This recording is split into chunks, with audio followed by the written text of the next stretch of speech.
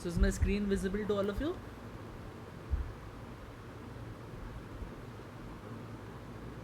Is my screen visible to all of you? Okay, nice.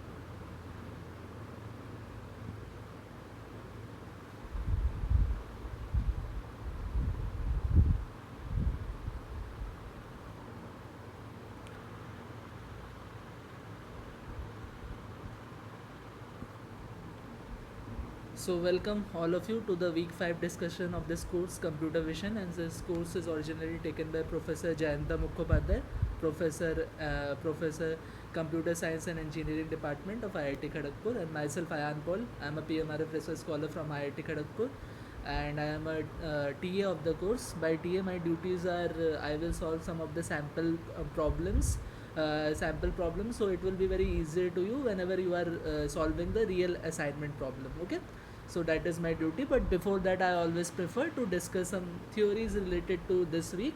Theories mostly related to the questions of this week, and then we will jump into the question answer session. Okay, so before that, what I decided today, that I have encountered this thing called SVD and EVD, okay, in your course. So I always find that SVD and what is SVD and EVD, that must be a question. Okay, so many of you might know what is SVD, that is singular value decomposition, and EVD is eigenvalue decomposition.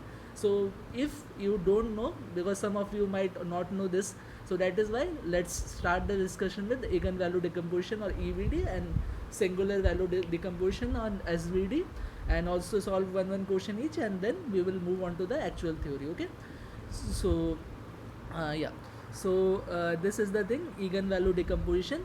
So eigenvalue decomposition, okay, so eigenvalue decomposition is a method, okay, used in linear algebra to break down a square matrix into a simpler components called eigenvalues and eigenvector. So basically what we are doing, we are dealing whenever, okay, someone is joining. Yeah, so whenever we are talking about eigen value decomposition, whatever we are always doing with a square matrix. Okay, that is the first point to be noted, because eigen value decomposition can only be done for a square matrix. What we actually do here is to break the matrix, is to break a square matrix into two component. One is eigenvalues and second is eigenvector. Okay, why we do this? To make the operations simpler, like any transform any operation we are doing. Actually whenever we are calling matrix is a complex thing, right? So if we can break it into simpler scalars, like eigenvalues are scalars and also eigenvectors are column vectors, right? So if we can break it into simpler scalar operation, so that will make our task easier. So that is the prime reason of doing this eigenvalue decomposition. Okay, so again I am repeating, what is eigenvalue decomposition? Eigenvalue decomposition is a method used in linear algebra to break a square matrix. So we are dealing, whenever we are dealing a square matrix, we do a eigenvalue decomposition. So in eigenvalue decomposition, what we are doing, we are breaking it into simpler components like eigenvalues and eigenvectors. Why we are doing? Because it transform matrix operation. Matrix operation, you know, it is a complex operation, right? So matrix operation, it transform this matrix operation into simpler scalar operation like eigenvalues, involving eigenvalues and eigenvector, that will make your operation simpler. Okay, so now question is how to calculate the eigenvalues and eigenvector. If we can calculate the eigenvalue and eigenvector, we can easily decompose the matrix. But first thing is how to calculate those eigenvalue and eigenvector, and what actually is the eigenvalue and eigenvector. So any square matrix has a unique value called eigenvalue and unique vector called eigenvector that satisfy this very equation. That means a matrix into its eigenvector equals to eigenvalue into the eigenvector. That means for any square matrix A, there exists a vector, okay, that vector, and there exists a uniform direction, that is the eigenvector V, okay, but its magnitude might change, okay, that is eigenvalue. So eigenvalue, you can say eigenvalue is like a magnitude, eigenvector is like a direction. So each square matrix has a uniform direction, that is the eigenvector, okay. Its value can change, but it has a unique direction, that is the eigenvector, and lambda is the eigenvalue associated with it. If we just scalarize this matrix, okay, this matrix is a complex matrix, but if we just perform the scalar form of the matrix, that is nothing but its eigenvalue, and its direction associated with it, that is the eigenvector, okay. You can understand it by like this. So very simple. If we just simplify this equation, that will give me AV minus lambda v equals to AV minus lambda v will be equal to 0, right? Very simple. Now A minus lambda, if I just take the thing common, V common, A minus lambda into the vector V will be equal to 0, right? This is the thing. But A is your matrix and lambda is a scalar, so any scalar cannot be directly subtracted from a matrix. That is why we always multiply it by I. So A minus lambda I into V equals to 0 is the equation. A is your square matrix, okay. A is the square matrix which you are decomposing, that is the A.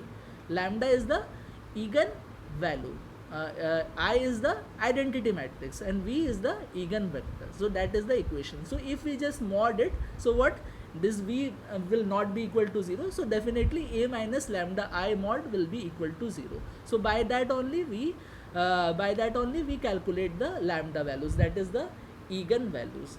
Once we get the eigenvalues, we just put the eigenvalues into this matrix and we multiply it by a V vector. By this we can get the eigenvector, okay. So how it is useful? See, once we get the eigenvalue lambda and once we get the eigenvector V, we can decompose this capital A matrix, that is the square matrix, into this form. This is another vector, diagonal vector consisting of eigenvalues. All the eigenvalue that we will be getting from this equation, that is the magnitude of A minus lambda I, that will be in this, okay. That will be in this, that is this vector, that is A vector or whatever you say, the A matrix or whatever you say, that will be in this matrix, okay, in a diagonal form. And V is the matrix of eigenvector, and V inverse is the inverse matrix of eigenvector. So by this we can easily decompose a matrix, okay. So this is regarding eigenvalue decomposition. Now what is singular value decomposition? Singular value decomposition has only this concept, okay. This concept is same, that is we are breaking a matrix into simpler scalar values, or rather vectors, so that our operation gets simpler. So same principle for both.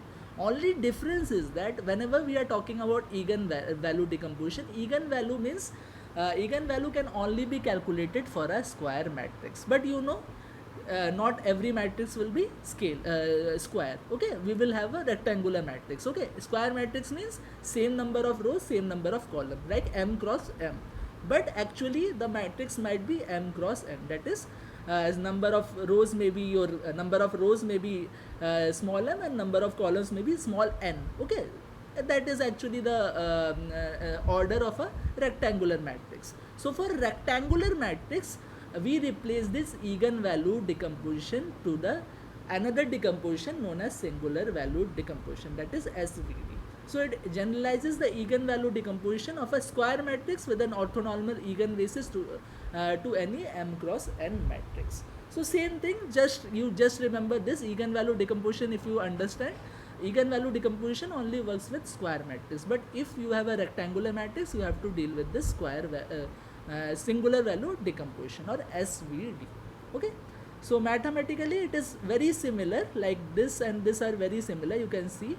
But what is the difference? See, earlier you have this V vector as simple matrix of eigenvectors. Okay, but now as our order is changed, that is m cross n. Earlier it was m cross m, so all the V matrix, this A matrix or V inverse matrix, every matrix has the same dimension 3 cross 3. But now as our like 3 cross 4, if we take m equals to 3 and n equals to 4. Okay, so in this matrix our U vector will be of order 3 cross 3, sigma vector will be of order 3 cross 4, and this Vt vector will have order 3 cross 4. Okay, so by that your original matrix will be of the order 3 cross 4. Okay, so that is the difference. Okay, so m cross m orthogonal matrix whose columns are the left singular vector of A. Okay, we will discuss what is this left singular vector. And we have sigma. Okay, sigma, a diagonal matrix, same things, a diagonal matrix like this A vector, we have diagonal matrix with eigenvalue.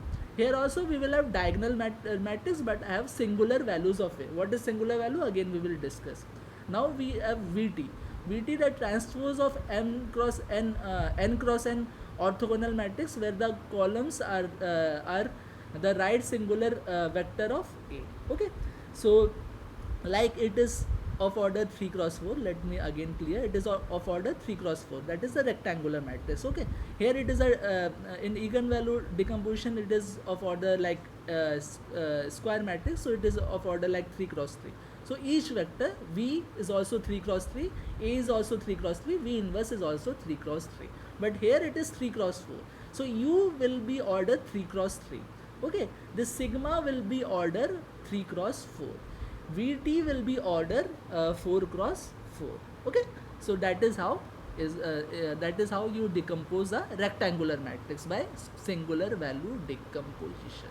Okay, so is the concept clear to all of you? Why eigenvalue or why singular value decomposition? Is it clear? Am I audible? Okay, clear, right? So simple, just if you can very simple in one line, if you can differentiate eigenvalue and singular value decomposition. Eigenvalue decomposition always works for square matrix. Okay, but singular value decomposition can work for rectangular matrix. So this is the only difference of eigenvalue and singular value decomposition. Okay, so eigenvalue decomposition is actually a special case of your singular value decomposition. Singular value decomposition is more complex. Eigenvalue decomposition is the simplest or simpler case of your singular value. Eigenvalue decomposition is a simpler case of singular value decomposition. Okay, that deals only with square matrix. So that is the logic. Okay, now let's solve one problem of each, that will give you the more clarity regarding this. So this is the sample question. So perform eigenvalue decomposition for this matrix A 4 2 1 3. Okay, this is a 2 cross 2 matrix. Okay, 2 cross 2 matrix.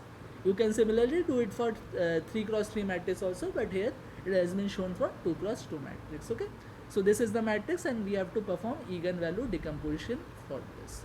So what will be our step? First is this. Okay, that I already told you, A minus lambda I determinant, that we have to do 0.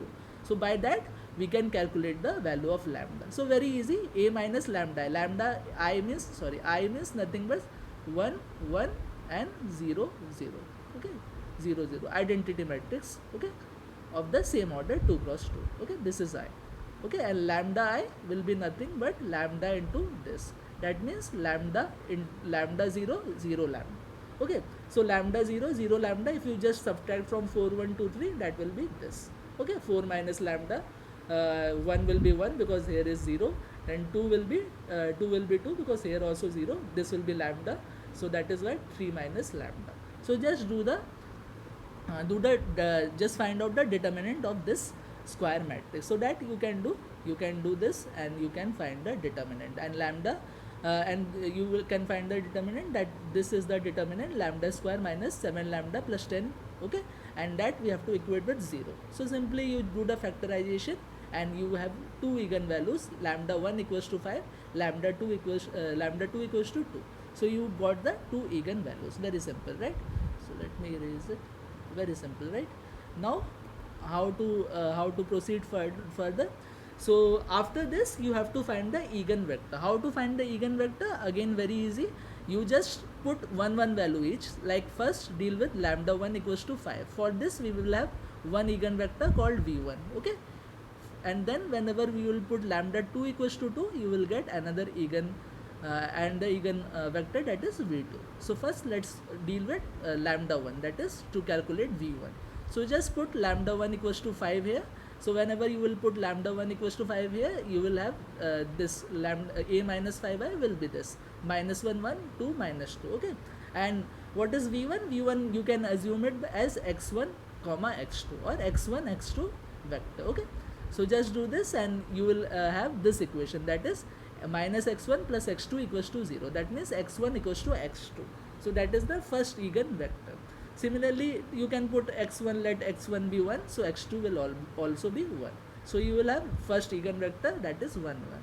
Okay, similarly, how to find the v2? V2 again, a minus what is lambda 2? Lambda 2 is 2, so a minus 2i into x. Okay, so a minus 2i into x you put here, and you will into x is again, you can assume x1 x2, and by this you will again get an equation like x2 equals to minus 2 x1. So let's x1 be 1, so your x2 will be minus 2. So this is the another eigenvector. So we got the eigenvalues, lambda 1 lambda 2 we got the eigenvector v1 v2 we got. So simple, we can just write the eigenvalue decomposition, EVD or eigenvalue decomposition of this matrix A like this. Okay, V inverse. Okay, so A, first deal with A. A is very simple. A only takes the eigenvalues in diagonal form. So 5 to 0 0. Okay, now V or V1 V, how you will write V you will write V1 V2. This is V1. Okay, the v1 we calculated, that is 1 1, and this is v2. So we also got this v. Okay, and v inverse is nothing but the inverse of this, and by this you can easily write A matrix into this form. So that is how you simplify the square matrix A into scalar values. Okay, this because this value is scalar. Okay, this value is scalar, so you can easily write it. So that is the way of doing the eigenvalue decomposition. So is it clear to all of you?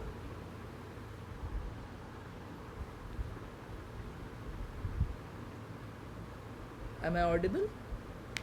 Sir, can you repeat the step 3, please?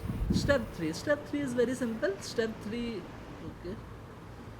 Yeah, step 3 is very simple. This is the equation of eigenvalue decomposition. A equals to V, VA, V inverse. Okay, what is A? First deal with A. What is A? A is nothing but A is the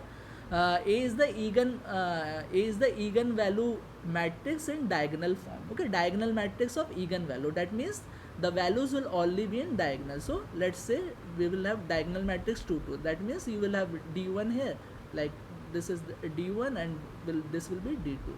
Okay, d2, and other values will be 0 0 here, 0 here.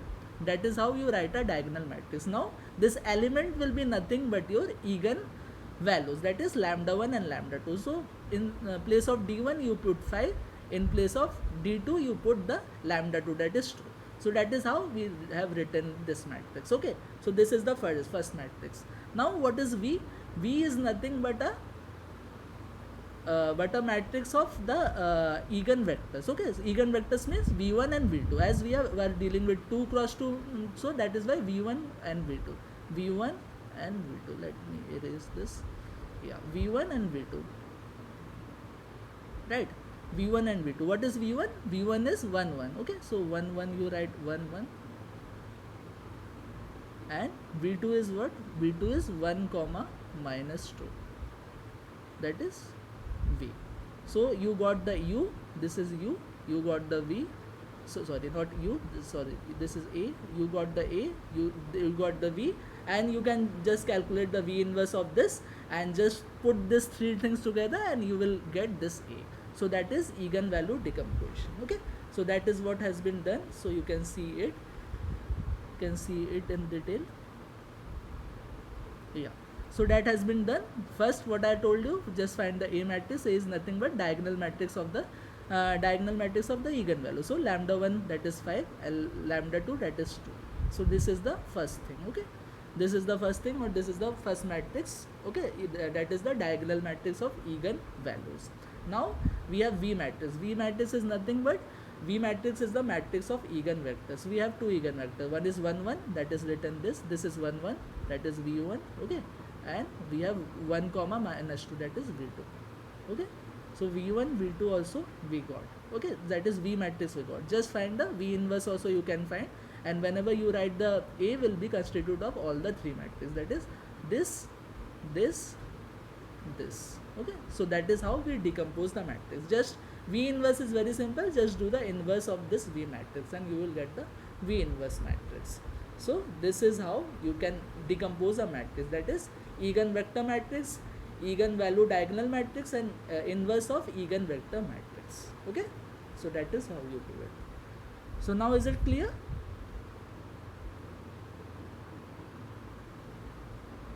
Clear, right? So this is the first question about eigenvalue decomposition. Now the question is, if we just increase this level, that is from eigenvalue decomposition we will move to singular value decomposition. Okay, so now the question is, perform a singular value decomposition for this matrix. Okay, so this is a 2 cross 3 matrix. Okay, 2 cross 3 matrix. So you can easily see in the previous example we have a square matrix. That is why that is eigenvalue decomposition. Now as we are dealing with a rectangular matrix that has order 2 cross 3, that is why we will be doing the singular value decomposition. Now how we will do this? Now our first step should be nothing but to calculate the eigenvalues or the singular value. Singular values is nothing but the square root of eigenvalue is known as a singular value. So to calculate eigenvalues, our matrix should be square. So how we can transform this A matrix into the square matrix? So that should be our first step. So how we do it? We do it by this, A into A transpose. If we do, our matrix will be converted into a square matrix. Okay, so just do the A into A transpose and our matrix will be converted into a square matrix. Okay, so this is how you convert a rectangular matrix into a square matrix. Nothing but A into A transpose you do, your matrix will be converted into a square matrix. Once you got the square matrix, you can easily calculate the eigenvalue by this equation only. That is, matrix minus lambda I will be equal to 0. Take the determinant of it and you will be getting values called eigenvalues. Okay, but here we are doing singular value decomposition. So from eigenvalue we have to find out the singular value. Singular value is nothing but the square root of eigenvalues. So once we got the eigenvalue, just do the square root. Root over 25 is 5, root over 9 is 3. So by this we are getting singular value. And now our middle equation, that is the sigma, will be very easily written. That can be written like this. That is sigma will be the singular value in diagonal form. So diagonally you just write, we have two singular value 5 and 3. So diagonally you just write 5 and 3. Other places you just write 0. So that is how you get the singular value matrix or sigma matrix. Okay, so that is the middle matrix. Middle matrix we got. Now this matrix and this matrix will nothing but that will be constitute of eigenvector. Okay, now how it will be constitute of eigenvector? So to compute the eigenvector of U, or to compute rather the U matrix, how we compute it? We have this A transpose matrix, and we have also the eigenvalues, that is 25 and 9. So if we have these two things, just put 25 1 in the equation and then put 9 here in the equation. Okay, and then if you put first 25 here in the equation, you will get a V1 or U1, whatever you call, as the matrix here is called as U, so let's say it as U1. Similarly, how you can find u2? Just put lambda 2 equals to 9 in this equation and you will compute the u2. Okay, you got u1 and u2, so this is your u matrix. Okay, now about v matrix. V matrix, see, u matrix is the eigenvalue of a t transpose, but v matrix is the eigenvalue or eigenvector of a t transpose a. Okay, so first you have to compute aat. Okay, you have to compute aat. You have to again find the eigenvalue associated with this, and after that you have to find the after that you have to find the eigenvector. Okay, eigenvector. By that you can compute v, and v transpose is nothing but the transpose of the v matrix, and then you can write the svd like this: a equals to u sigma vt.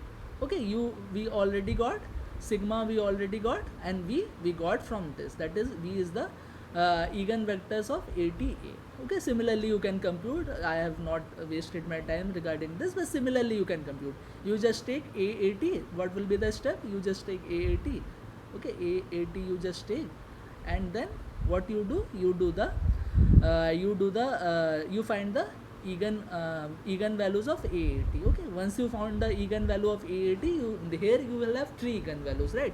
Because AAT will be 3 cross 3 matrix, so you will get 3 eigenvalue. Once you got 3 eigenvalues, you can get the 3 eigenvector like this. Okay, 3 eigenvector you got, you just put it side by side and you will get V matrix. After that you can easily write the VT or the transpose of V matrix by nothing but transforming the rows into columns, and by this you can get the VT matrix. So you have sigma matrix, you have U matrix, you have VT matrix. You can easily write your square matrix in this form, that is the decomposed form. Okay, so that by this you can do the singular value decomposition. Okay, so this is the trick for singular value decomposition. So is this thing clear to all of you?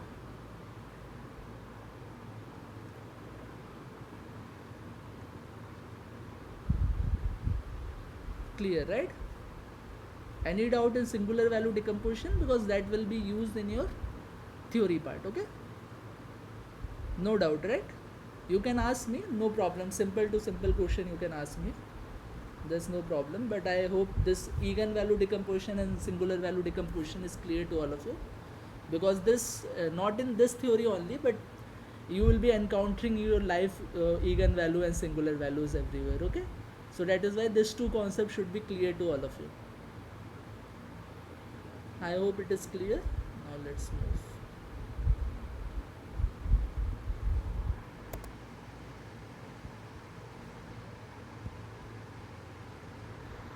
Okay, now start the discussion regarding our stereo geometry. So previous class also we have discussed most part of the stereo geometry, but we have some parts left. So for that we will cover that leftover part in this very week. Okay, this very week discussion. So first thing is singularity constraint of F. Okay, so this F matrix or the fundamental matrix, okay, this has a unique property called that F equals to 0. That means whenever you will do the determinant of the fundamental matrix, the answer will always come 0. Why? Because it is a rank 2 matrix. Rank 2 matrix means nothing but whenever we are talking about matrix, that number of rows are important, or rather number of column, whatever you say. So number of rows and number of columns are important. So rank is nothing but the number of independent rows and columns are known as rows or columns are known as rank of a matrix. So rank of a fundamental matrix will always be 2. That means only 2 rows are useful. Okay, the other, okay, someone is joining, only 2 rows are useful. The other 1 row is a combination or a linear combination of the first 2 rows. That is why rank of a fundamental matrix will always be 2. Okay, so that is a property of the of this fundamental matrix. Okay, now we have a singularity regarding the fundamental matrix. That means this property is known as singularity. That means whenever we do the determinant of the fundamental matrix, our answer will always come 0. So that is known as singularity of a singularity constant for a fundamental matrix. Why? This is because again rank is 2 for this fundamental matrix. Okay, Now we will do the SVD of the fundamental matrix. So SVD I have already told you that will be that will decompose a matrix into three matrices. One is U, okay. Then we will have singular values sigma 1, sigma 2, sigma 3, and then VT, okay. So that is how we are doing the singular value decomposition as just I have discussed, okay. And then how you can write? You can write now as a scalar form, okay. That is U1 sigma 1 v1 t. U1 is nothing but the first vector, okay, first vector. So U1 sigma 1 v1 t. Similarly U2 sigma 2 v2 t, and U3 sigma 3 v3 t, okay, because you have just decomposed this matrix into three simpler matrix. So that is how you can write the F, okay. Now the thing here is, whenever we are talking here this is the actual value of your fundamental matrix, right?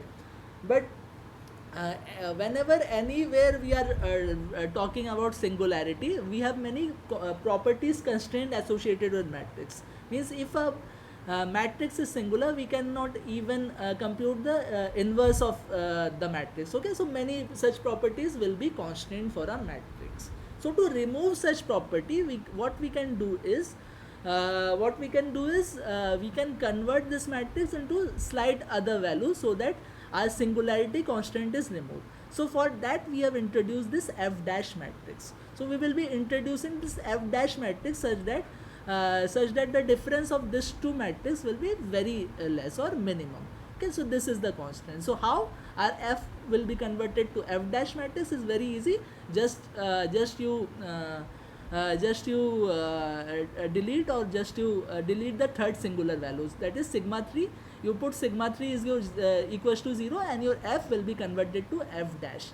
By this thing we are actually removing the singularity constant of the fundamental matrix. So this is the theory related to it. So again I am repeating, f matrix or any matrix can be decomposed like this: U sigma matrix and VT matrix, right, by singular value decomposition. So f also you can decompose by this, okay. So as it is a 3 cross 3 matrix, so you will have three singular value associated with this matrix, okay. But the thing about this is, whenever we are doing the determinant of this, we are getting the determinant will be equal to 0. That means we have a singularity constraint, okay. To remove the singularity constraint, what we can do, we can convert the f matrix into, or the f fundamental matrix into f dash, okay. How you can convert it to f dash? Just you put the sigma 3 equals to 0, okay. You just put sigma 3 equals to 0, and your matrix will be converted to f dash. By doing this, you are removing the singularity constraint of f, okay. So this is the theory behind the singularity constraint of f. Similarly, yeah, what changes does it do is, for a non-singular fundamental matrix, okay. So for a non-singular fundamental matrix, you can see the epipolar lines does not intersect each other. But for a singular fundamental matrix, the epipolar lines do intersect with each other. So that is what the physical significance in an image, okay. Similarly, there is a singularity constraint for E, or the essential matrix. So essential matrix, we have determinant E equals to 0, okay. Again, as determinant of f equals to 0, E is nothing but a special case of f that you have learned, that is will be calculated by nothing but Tx into R, right, by the last this is the second special case of the fundamental matrix, right, Tx into R, where K and K dash of the two cameras, or the calibration matrix of the two cameras, is equal to I, or the identity matrix. So in that case, yeah, previous slide, since eigenvectors are not unique, we can flip their signs. How does that affect the uniqueness of SVD?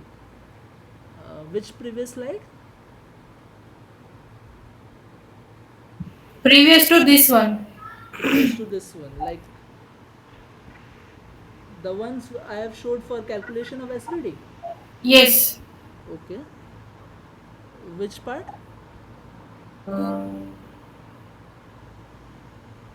No, I have a couple of questions. Actually, I wanted for some other literature. This Miss, what does SVD tells geometrically? Uh, What Geometrically, is how geometrically how for it that is? you'll have to take another class. Okay, so that will Okay. be like a No, no. longer In course. terms of the, I mean, I'm not going out of syllabus. I just want to know how it is different from integral value decomposition. Means the difference between SVD and the EVD. integral value decomposition in terms of the matrix transformation. Yeah, so EVD is this, right? EVD is only for square matrix. Then we have this SVD for rectangular matrix. So that is the only difference between SVD and EVD. Okay, SVD, whenever we are talking about SVD, the middle matrix that we are taking, that is composed of the singular values. Okay, but whenever we are talking about EVD, the matrix that we are taking in the middle, that comprises with the eigenvalues.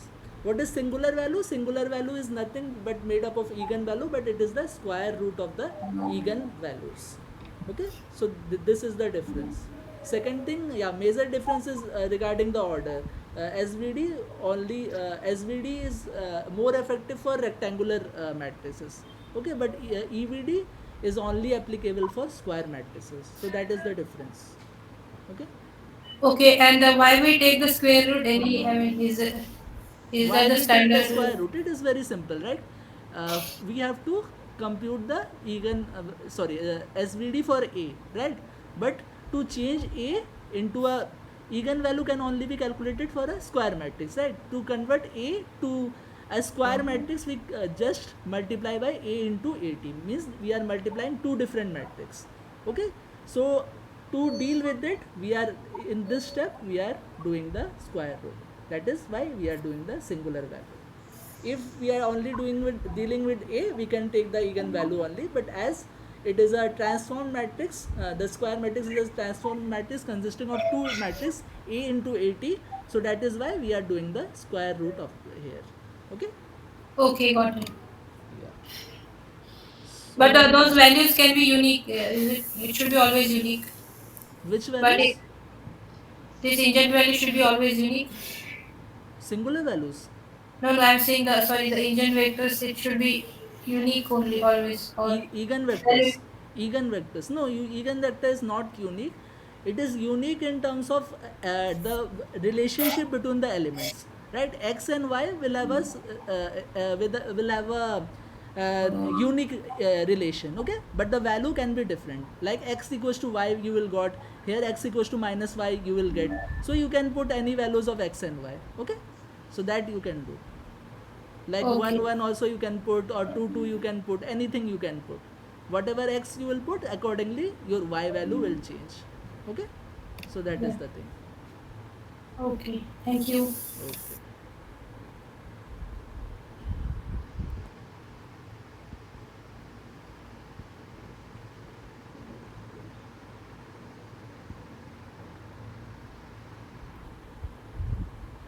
Okay, so singularity constraint of E. Okay, E is the essential matrix. What is essential matrix? Essential matrix is actually a special case of fundamental matrix. Okay, fundamental matrix has two special cases. First special case, when your K equals to I. Okay, K equals to I means for your first camera, the calibration matrix is equal to the identity matrix. For that case, your f will be small mx into capital M. Okay, so that is the first special case. We have a second special case for your fundamental matrix, that is tx f equals to f or e equals to tx into r. This is a special case where k equals to k dash equals to I, means the calibration matrix for both the camera is equal to the identity matrix. In that case, your f will be converted to f will be converted, or f will be called as E, that is the essential matrix E. Okay, so that is essential matrix. So essential matrix is derived from nothing but this fundamental matrix only. So that is why here also dead value will be equal to 0. You can perform again SVD by this E equals to uv dt. Here again D is the diagonal of this diagonal matrix consisting of the singular values, and here it has a special property whenever we are talking about talking about this diagonal matrix. Here The third will be 0 if we just convert it to e dash, or otherwise also it will be 0. The third element for this singular for this matrix, the third element for the third or singular value for this matrix sigma, or here it has been called d, that will be 0. But the first two elements will be similar in case of essential matrix, where here this first two elements will be different, that is sigma 1 and sigma 2. Here it will have same sigma value, that is sigma sigma, and that can be called as a plus b by 2 and a plus b by 2. In general, if we have this value a b c, we can write the first two. Whenever we are doing the d dash, we can write it a plus b by 2, a plus b by 2. Third, we have to do 0, and first two values are always kept same, that is a plus b by 2, a plus b by 2. So that is how we remove the singularity constraint for this essential matrix. So this is the two theory regarding singularity constraint of f and e. Okay. Now we have this parametric representation of f. That is again a very important topic. So parametric representation. So earlier what we have seen, f is nothing but a fundamental matrix consists of 3 cross 3. Okay, 3 cross 3. So we will have unique like how many elements? Unique 9 elements, right? And one if we just subtract for scale, and one can be subtracted for this that f equals to 0. So that is why our degree of freedom will be 7. Okay. Now we can just parameterize it in this equation. Okay, f can be parameterized and written in this equation or this matrix: a b alpha a beta b, c d alpha c beta d, e f alpha e beta f. Okay, so how many terms we are using here? 4 and 4. 4 and 4, that means 8 terms we are using to represent this f. Okay, so that is why this is known as parameterized equation of this parametric form of this f matrix. Okay, so what is the significance of this? Significance is you can get the left epipole very easily.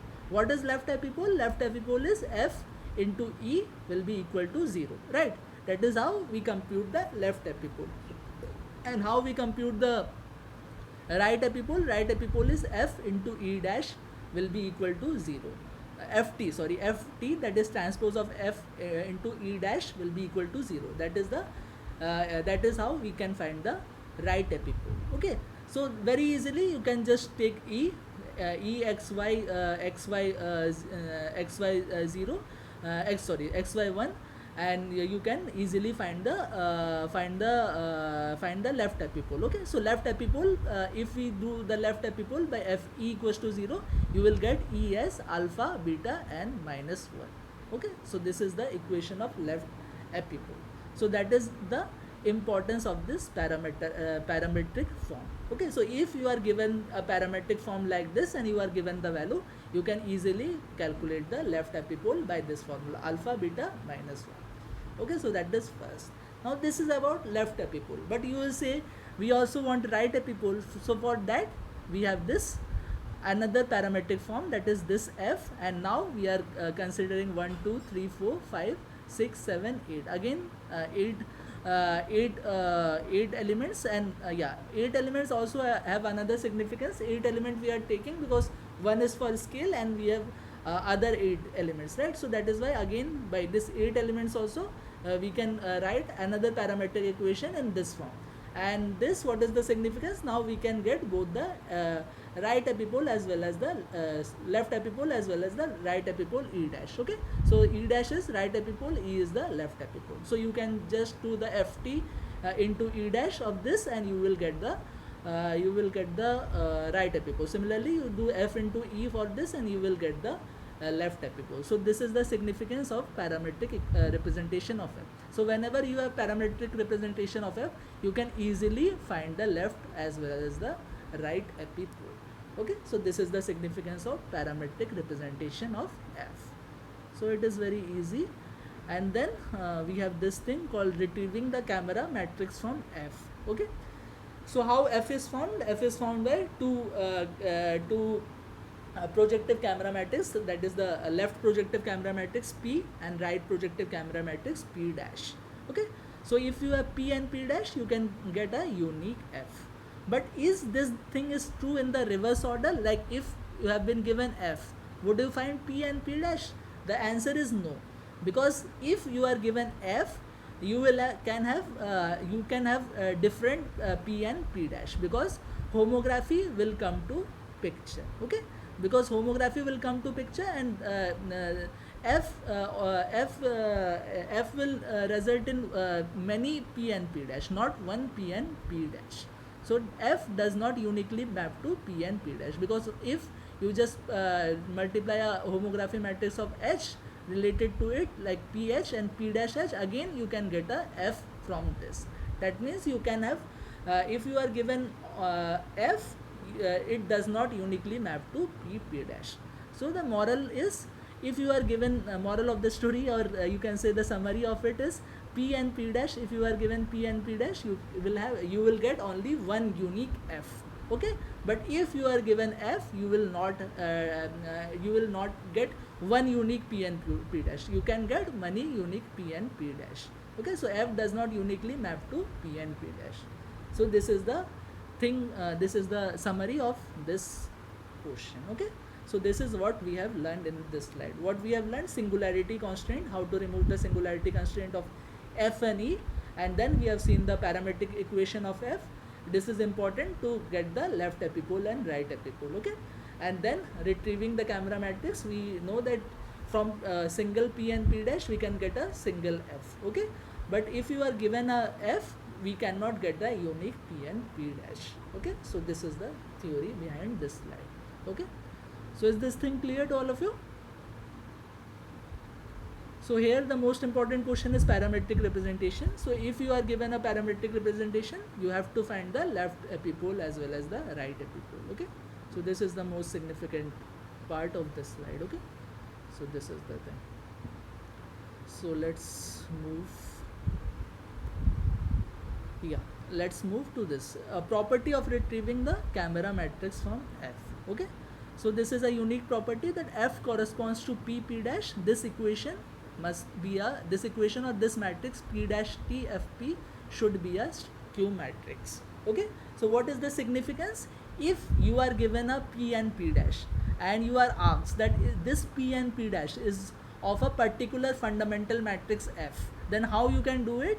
You can just compute the P dash T, or the transpose of the P dash, into the fundamental matrix into P, and whatever matrix it is. If you are getting a skew symmetric matrix, then P and P dash correspond to a particular F. Otherwise, P and P dash does not correspond to to that particular F. Okay, so this is the significance of this. Okay, proofs and etc. we don't require for this question solving part, but this is only important. Okay, this is the only important. So again I am repeating. See, you would be given a P dash and F, and you would always be asked that whether this P and P dash correspond to this fundamental matrix or not. How you can do it? Very simple. What you do is you calculate this matrix P dash T, that is transpose of P dash, into F into P. Okay, and if it is a skew symmetric matrix, then this P and P dash will be corresponding to your particular F. Otherwise, it would not be corresponding to that particular F. Okay, so let's solve a question with this. So we have this matrix F and we have P and P dash. Now it has been told to us that check whether the following fundamental matrix of the and the camera matrix P and P dash are compatible. Okay, so how we can check the compatibility? Very easy. We will find the P dash T F P. Okay, P dash we just do the transpose of it, that is changing the rows into column and column into rows, vice versa, and then we will multiply it by F and P. Okay, and F and P, and this should be skew symmetric. If it is skew symmetric, then this P dash is compatible with the F, otherwise it is not compatible with the F. Okay, so very simple. Whenever you do this, we are getting this, and clearly this is not a skew symmetric matrix. What is a skew symmetric matrix? Symmetric matrix is AT, like you have A. Okay, this is a symmetric matrix. AT will be equal to A. Okay, so this is the characteristic of a symmetric matrix. And skew symmetric matrix, what is the characteristic? AT will be equal to minus of A. Okay, AT will be equal to minus of A.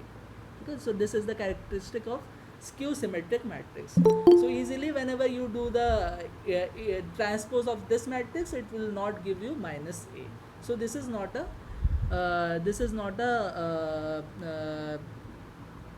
yeah, this is not a what I'm telling, yeah, this is not a skew symmetric matrix. So as it is not a skew symmetric matrix, so this P dash is not compatible with the F. Okay, so this is the theory. So is this question clear to all of you?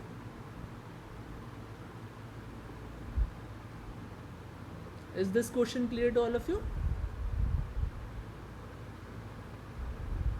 Clear, right? No doubt regarding this question, right? This type of question will come in your assignment. Okay, nice. So let's move on to the next part, that is computing the scene point. What is computing scene point?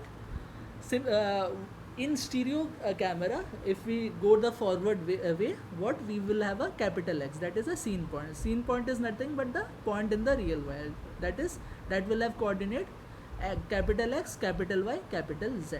So that is the scene point, and from that we will have two image point, one from the left camera, that is X, one from the right camera, that is X dash. Okay, so these are the two image point of this scene point.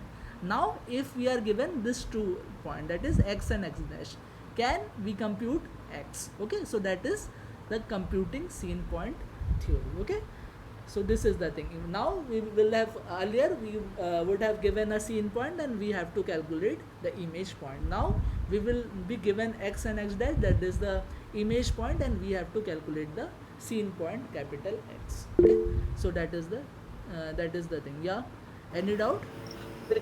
Sir, can you repeat this point that you explained about the scene point? Scene point is nothing but the real world point. Okay, the point for which you are constructing the image. Okay, that is the scene point. Any point in the real world is a scene point. Okay, that is the capital X. Capital X will be capital X comma capital Y comma capital Z. Okay, any point in the real world is the scene point. Now with camera you are generating two image point, because it is a stereo camera. So two camera, one is the left camera with camera center C and projective matrix P. Okay, another one is the right camera with camera center C dash and projective camera matrix P dash. Okay, by this two cameras you are constructing two image point of that scene point capital X, that is small x, the image point from the left camera, and X dash is the image point from the right camera. Okay, so now is it clear? Now our question is, if we are given X and X dash, that is the image point, can we get the scene point? Okay, that is the question. So that is computing the scene point from the image point. Okay, so this is the thing. So let's see. So for that we will have three approaches. Okay, one is this computation of structure. Okay, how we do it? First we compute F, then we compute P and P dash, and from that for X for Xi and X dash we will have C and C dash are the nothing but the camera centers, right? So Cxi and Cx dash will be two lines. Okay, two lines, like this is one line Cxi, and this is another line C dash Xi dash. Okay, and compute the segment perpendicular to both and get the midpoint. So this is the theory. So we will solve the question and we will see how to compute this. So this is the first way. Second way is minimizing the reprojection error. How we do this? We first predict the scene point. We are given Xi and X dash, we just randomly predict the X, capital X. Okay, and then what we do, we calculate this two distances. One is from this what we do, we compute this two things. One is x hat and x hat dash. Hat means nothing but predicted. Okay, x hat will be predicted of this predicted point X. So first we are predicting a scene point, right? x hat is the predicted scene point.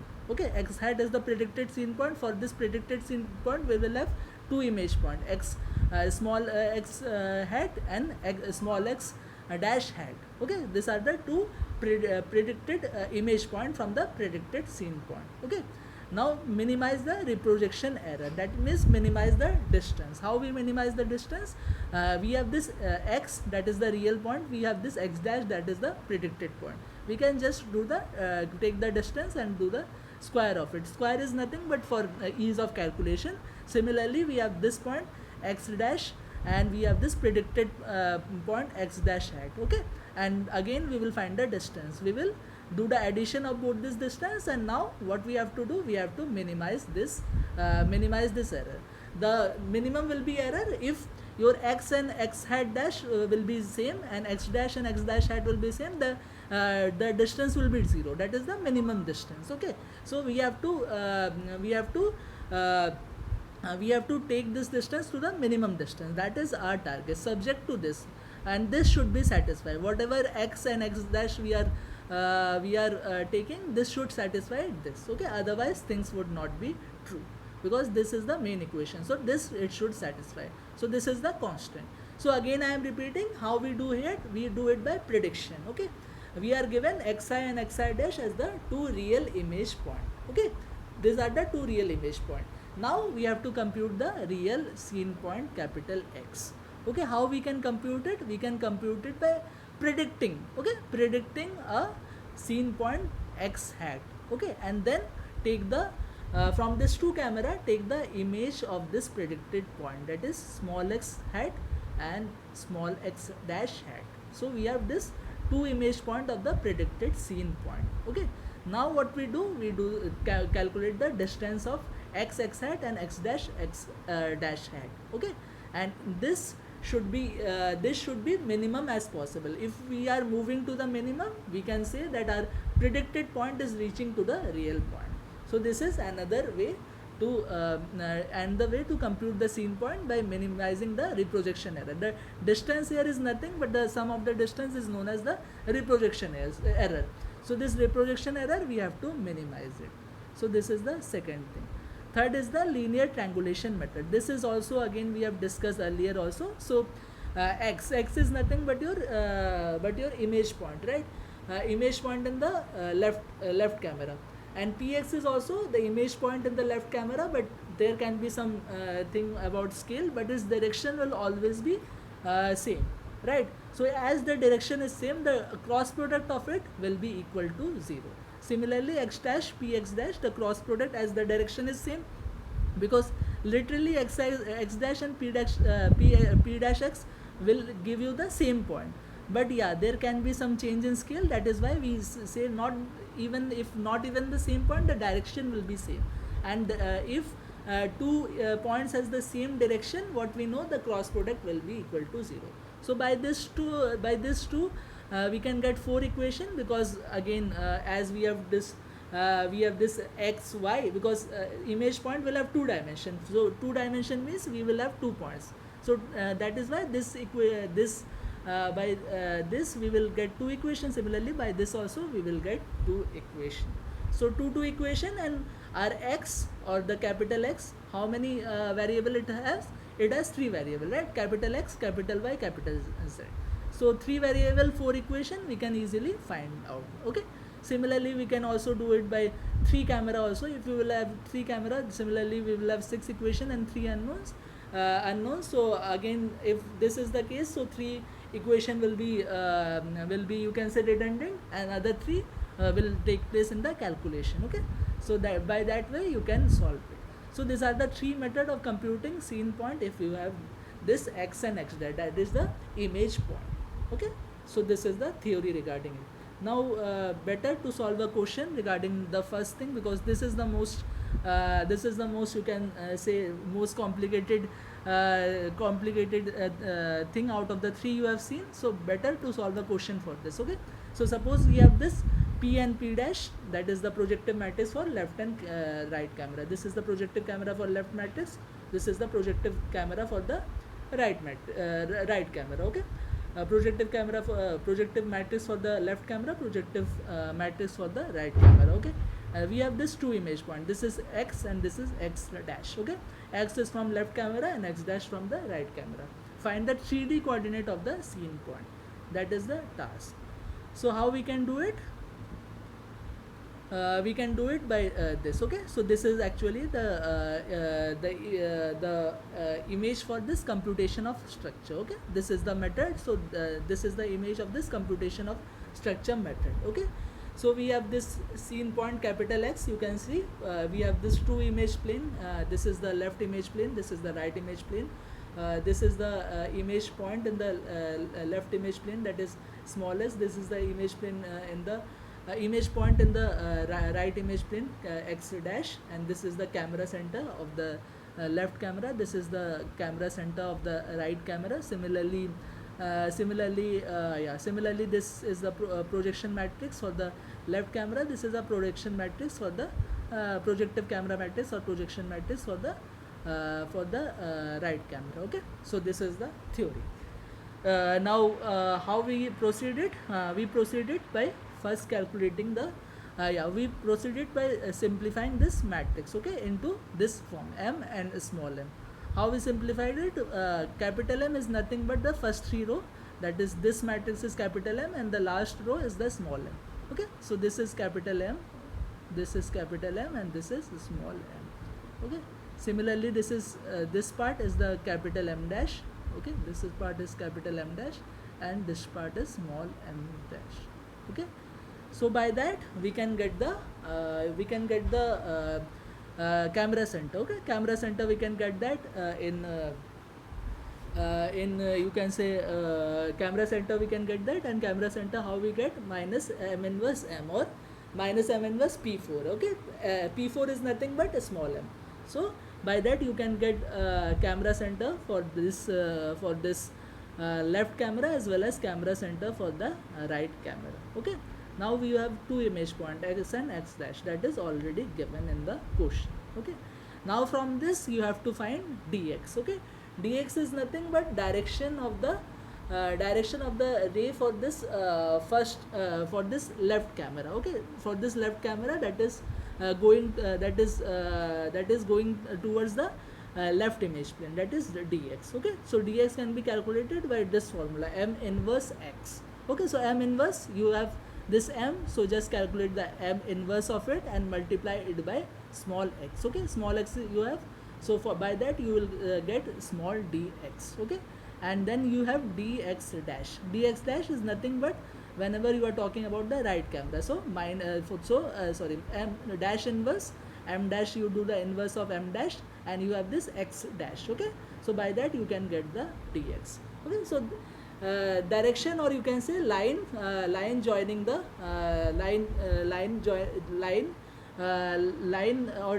direction of line that is going towards this ray. Okay, this ray, that is the ray going towards the that is the ray intersecting the left image plane, and it is going to the scene point, towards the scene point. Similarly, this ray that is intersecting the right image plane, and that is going to the scene point. So that this is the equation you have to remember.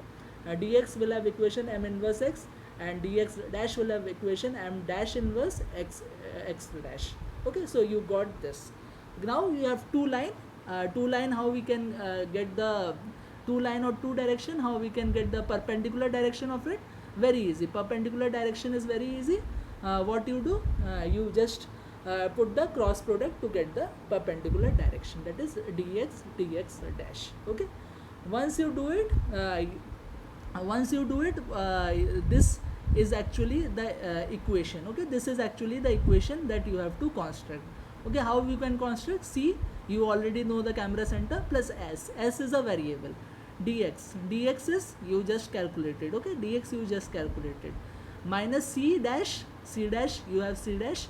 You have c dash, that is the camera center, plus t is again a variable, and dx dash is this dx dash. Okay, so by this you are constructing a equation. So equation, or this is the thing. Okay, now this thing or this thing will be perpendicular to this. Okay, that is dx dash, because this is nothing but this is the whenever you are doing the cross product, this is nothing but this is perpendicular to it. Okay, so that is why this should be perpendicular to this. Okay, now to do the perpendicular, what you do, you multiply with by each dx and dx dash. So first you multiply by dx and then you multiply by dx dash. Okay, and you will get the desired equation. Once you get the desired two equation, you get the desired two equation, you have two variable s and t. So by that you can calculate the point. Okay, just solve 1 and 2 and you to get the point. So this is the theory. Okay, now the main question is this could be doubt of yours. So very easy, you will have you first construct this equation. Once you construct this equation, here also you will have three things, like this is the x coordinate, this is the x coordinate, this is the x coordinate. So this is the x coordinate, like x coordinate minus 12.85 plus s into 0.32 plus minus t into 1.36, and that coordinate should be multiplied, do the dot product. We have to do the dot product, right? Because whenever we will do the dot product with dx with this ray or this direction dx, the equation will be equal to 0, because dot product, dot product is nothing but ab cos theta. Okay, ab cos theta. So when the things are perpendicular, so ab cos 90 degree, cos 90 is 0, so ab into 0, so that is why 0. So whenever you will do this, your answer will come 0. Okay, so that you can easily do it, 0.32 into this, okay, into the x coordinate, because 0.32 is the x coordinate for this dx. Okay, similarly y coordinate for this dx is 0.47, so 0.47 into y coordinate of this equation, and then z coordinate 0.69 into this z coordinate of this equation. Okay, and that will yield 0. Similarly, whenever you do the dot product of dx dash, again it will be 0, like 1.36 into this x direction, similarly 1.36 into this x coordinate of this equation, similarly 3.67 into y coordinate of this equation, and similarly 3.91 into z coordinate of this equation.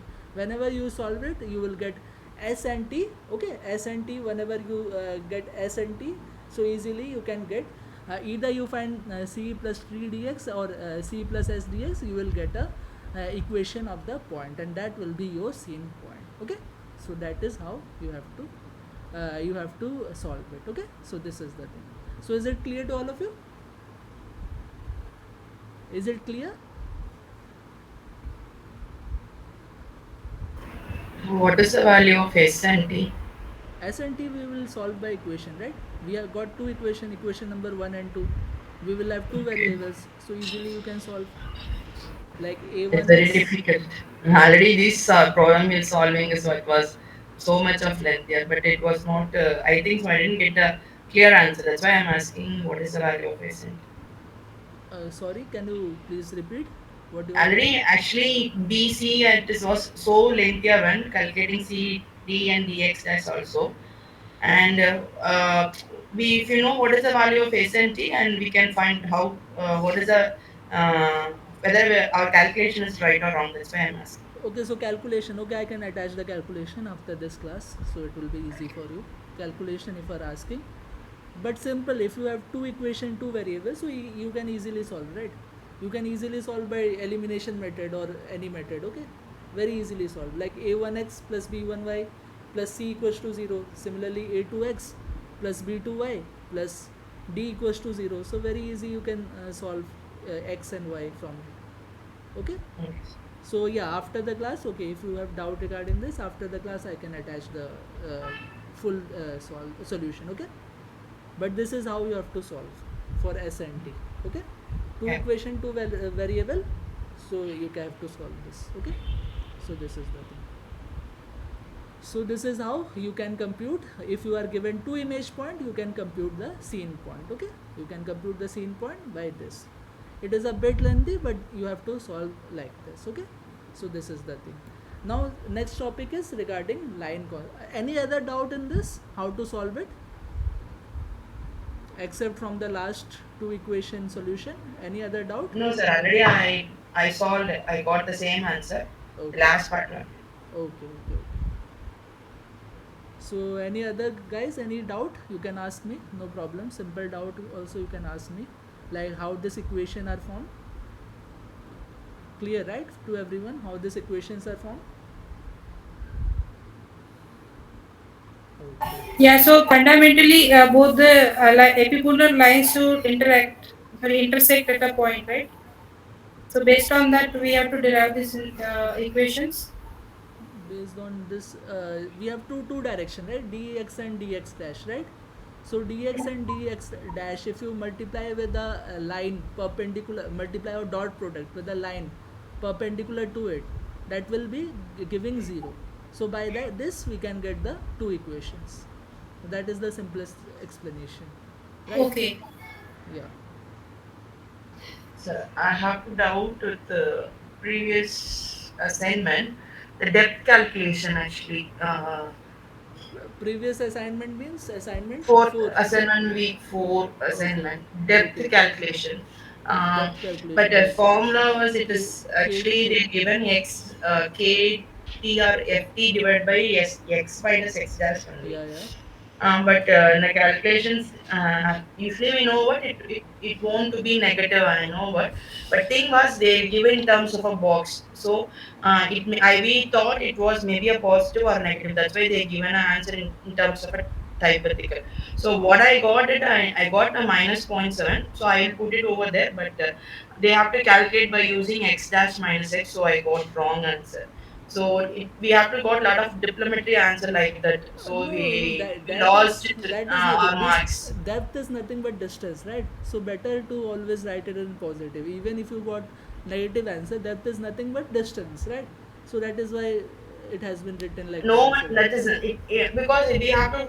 I think so. If you're given in terms of a question, we have an answer, so we have to make it as what is because they give in terms of answers. That's why they are given negative values. Like usually we know what, but thing was they give a strictly they have to follow the formulas for previous all the questions and all. That's why we have to calculate by using that.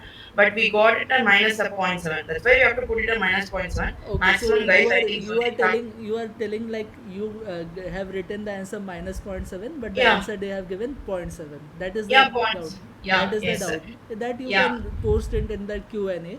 So if regarding that your marks are cut, so they will I think give you the right marks. Okay. yeah, Okay. You can just post in that Q&A Q&A part. Okay. Q&A part of your that SWAM portal. All know, yeah, right? Where is that yeah, Q&A yes, part? sir. Already I paused it. That's why they have to retrieve it in the second assignment also. Okay, okay. The answers also I have given in that folder. The complete answer Yes, also I have yes, sir, given yes, in sir. that. I seen over there and that. So you can So that I just. have and eighth question also I have doubt. I'm waiting for your answers Okay. because I got one answer, but it won't Okay. be in So that one. again, these answers are solved by me. Okay, solved by me or constructed by me, and I Okay. don't have any control regarding the answer that is given in the SWAM Because portal. Okay. no problem, So sir. Because we have to know what whether it is right or wrong. We yeah. check it out. Then only we have to post in the question. I am waiting for your as for solving Yeah. say, word file because I already solved it, but I just cross verified and I'll make a post in the question answer section. Okay, okay, okay, okay. So let's move on to again the theory, that is the line reconstruction. Okay, line reconstruction. So if earlier we are dealing with only a single point, okay, single point and stereo image of this single point, single scene point. But now if we have a line, how we can reconstruct the line? Very easy. How we can reconstruct the line? We can reconstruct the line by intersecting the planes. Okay, not the line, by intersecting the planes. How we can get the plane? We have read it in the projective camera transformation, projective camera matrix in the I think third week. Yeah, third week. So that plane equation is nothing but pi equals to PTL, right? So pi equals to PTL. We have this camera, so by this we will get one plane equation, that pi equals to transpose of this P matrix into L. Okay, that is the first equation of the plane, and the equation of the plane, that is pi dash, that how we can calculate p dash t l dash, and we if we just get the intersection of this two, we can reconstruct the line l. Okay, so pi and pi dash we have to just intersect it, and by that we can get the we can do the line reconstruction. Okay, so this is the theory behind this line reconstruction. So your line reconstruction, your line will be nothing but pi dash. Okay, so this is how you can get the line. Okay, a convenient way to representing a 3D line. Okay, so that is how we can get the line. So where again I am repeating, so earlier we are dealing with only point, we are dealing with image of a point in the stereo vision. Okay, now what we are seeing the seeing if the cameras are there and we have to reconstruct a line, can we reconstruct a line or not? Yes, we can reconstruct the line. How we can reconstruct the line? We just have to get the plane equation. Okay, plane equation. How we can get the plane equation? We have this camera projective matrix, and we have this small l. Small l is nothing but image of that capital L line. Okay, so that we get from this camera or the left camera. Similarly, from this right camera, we are getting pi dash p dash t l dash. Okay, just you do the intersection and you can get the line reconstruction. Okay, so this is the theory for line reconstruction. Okay, so this is the thing. Now we have this plane induced homography. This has already been discussed, but it has been given in some other form, so also it is better to discuss. Okay, why it is called plane induced homography? So why homography is important in this part of the this part or in stereo vision? Why homography is important? So homography is important because homography, what is homography? Homography transform your one homography transform your one point in one projection space to a point in another projection space. So that is homography. Okay, now here we have two image point, one is x and one is x dash. Okay, now if we just have a homography matrix, so that can transform x to x dash.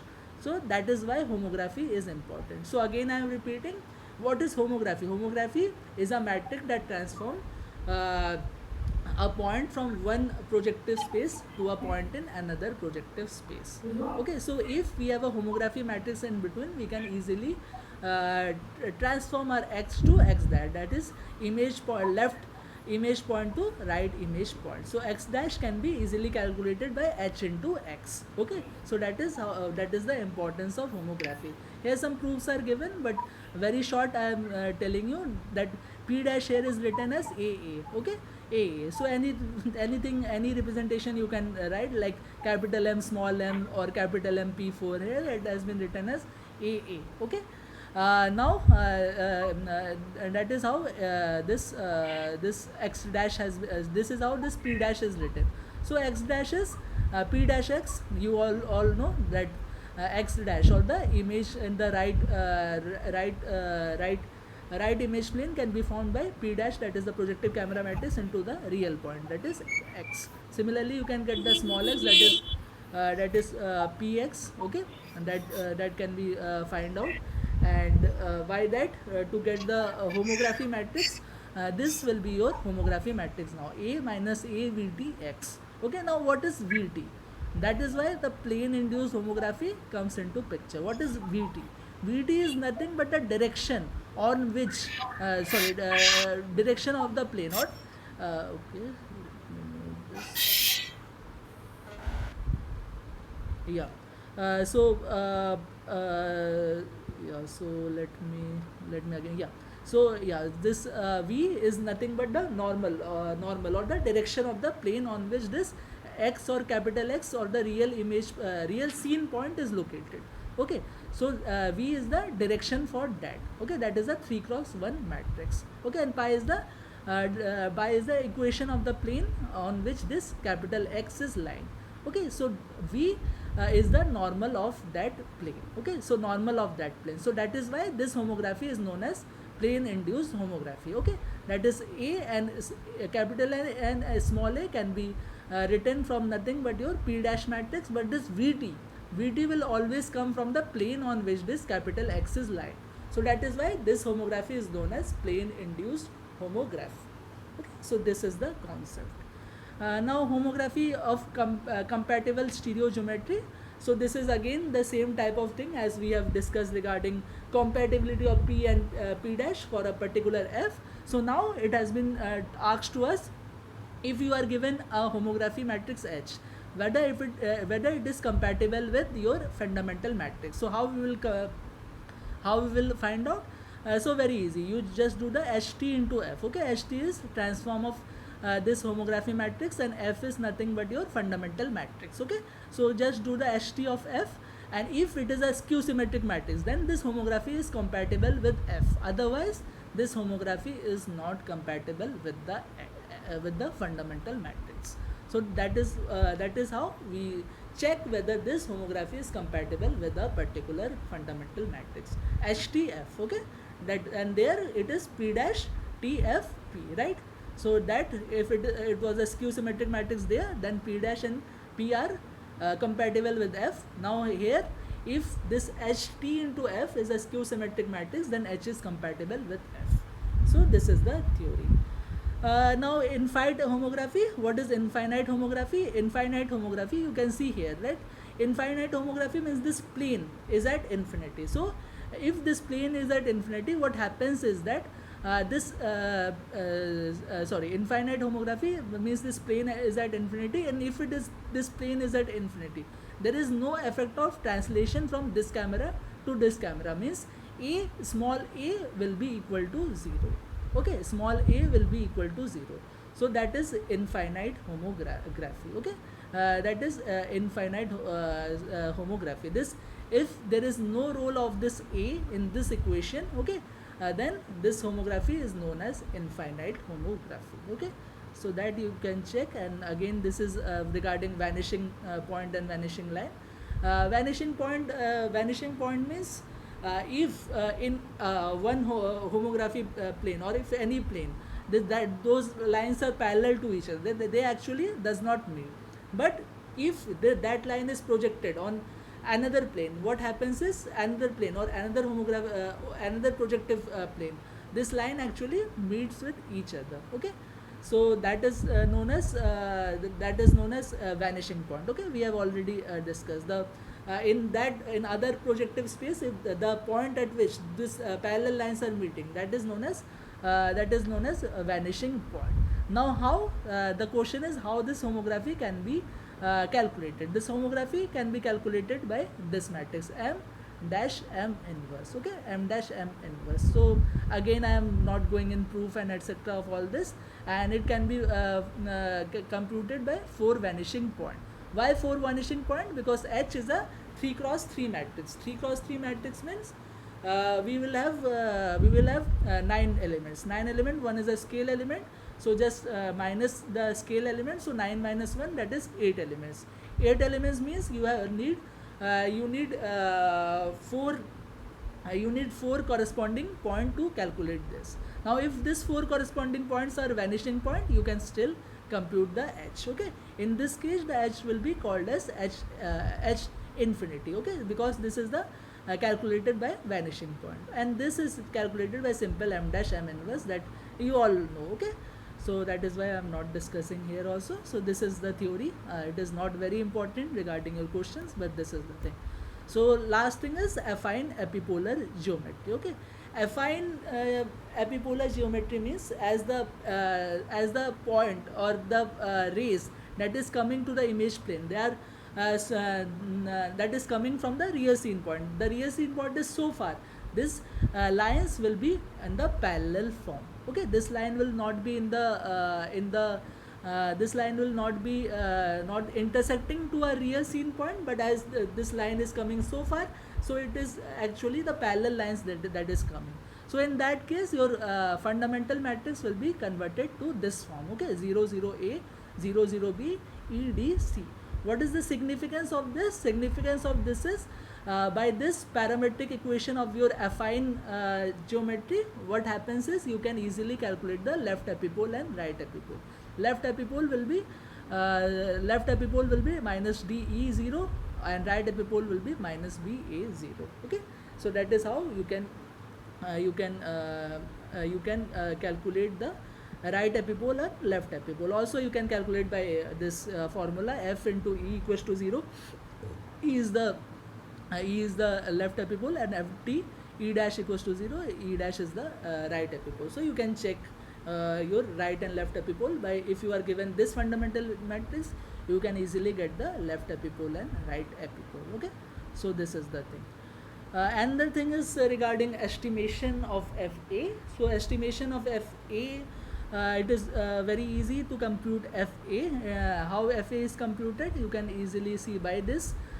See, L dash will be equal to E dash H A X. Okay, so now to compute your what will be H E dash X H A, E dash X H A is nothing but your F A.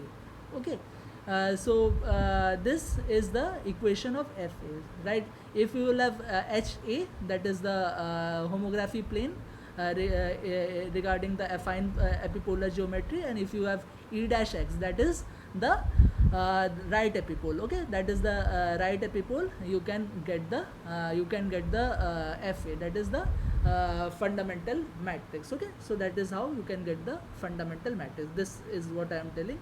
That is how you can get the fundamental matrix. Now the question is how you can compute the HA. HA can be computed. HA can be computed by 3 point of correspondence, or 4 point of correspondence, anything by 3 point of correspondence, because this HA is nothing but your affine epipolar geometry. So only by 3 point of correspondence you can actually compute the HA.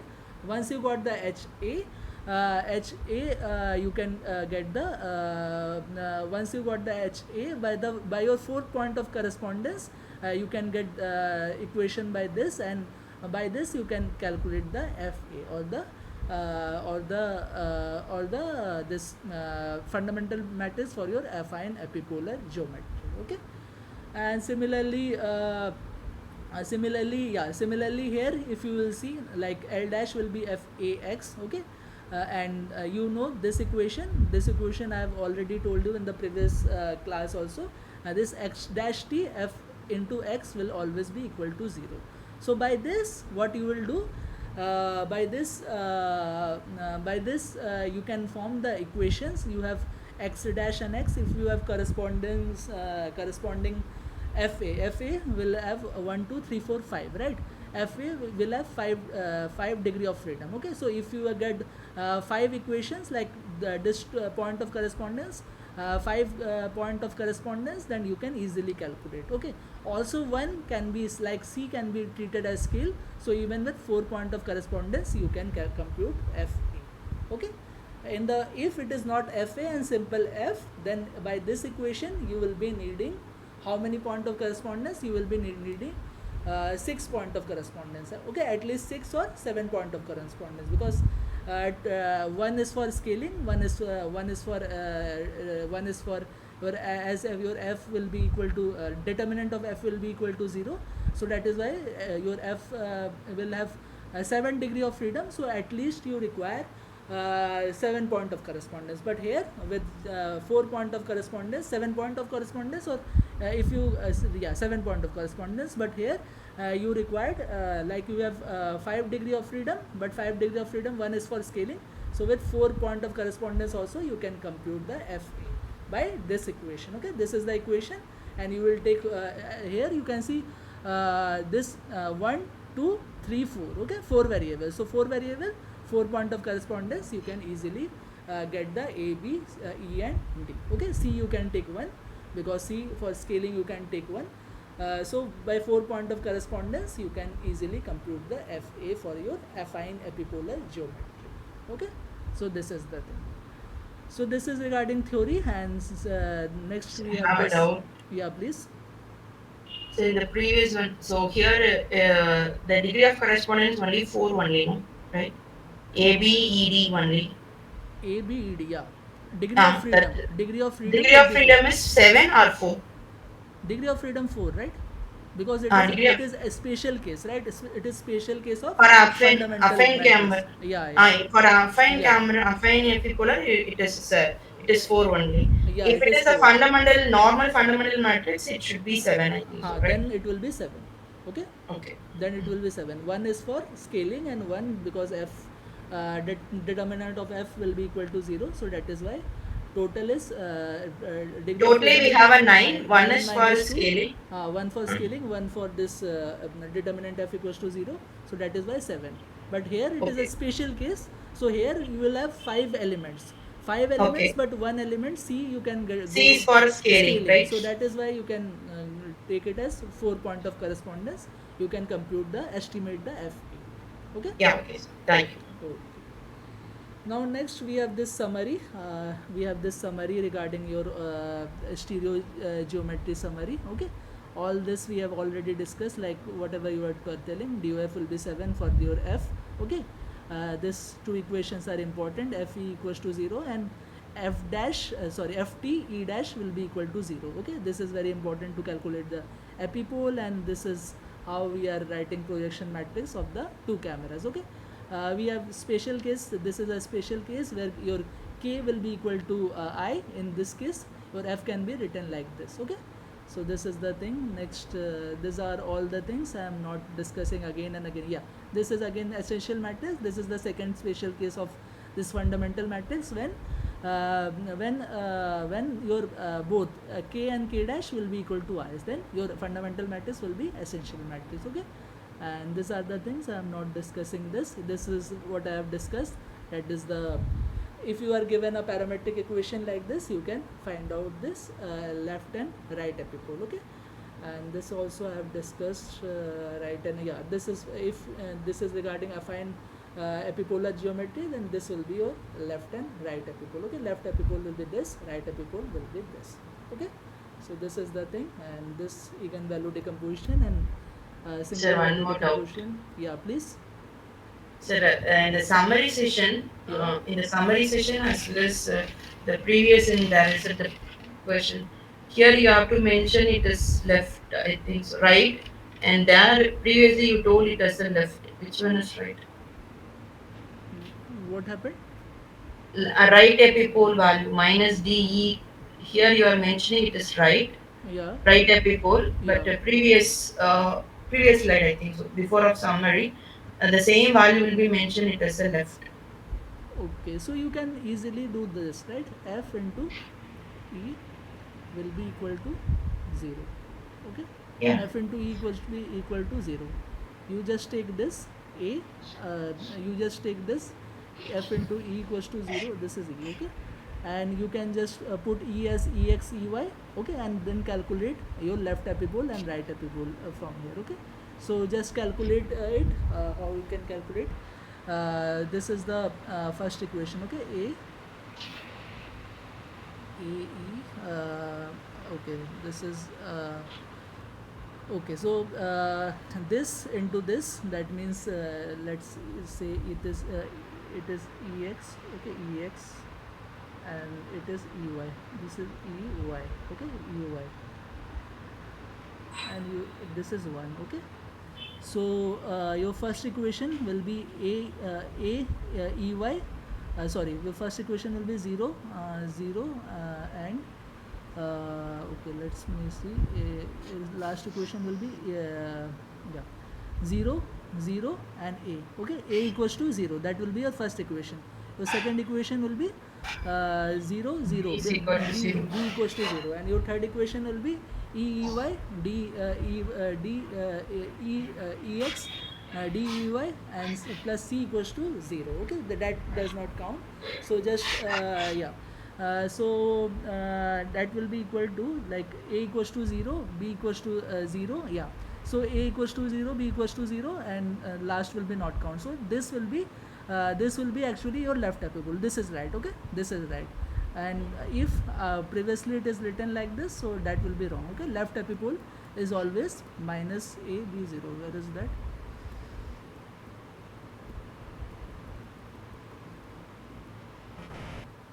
After this, so left epipole will be, yeah, left epipole will be minus, yeah, this is left epipole. Okay, this is left, that is right. Okay, that is right. Right epipole will be minus DE0, left epipole will be this. Okay, so this is the thing. This is actually left, and the upper one is right. Okay, similarly you can see here also. Here also things are different. You can see it. It was the parametric form, I think, in the previous.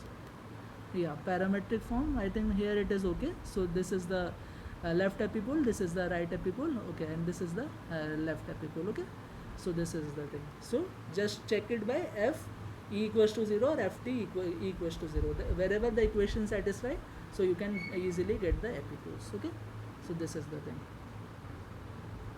Yeah, so let me move into the question answer. Okay, so first question, this is the thing: compute the essential matrix E provided calibration matrices of two cameras in stereo setup K and K dash, okay, along with fundamental matrix F. Okay, so you have to compute the essential matrix. You are given two camera calibration matrix. K is the camera calibration matrix for your left camera, K dash is the camera calibration matrix for your right camera, and you have to find the and fundamental matrix is also given, that is F.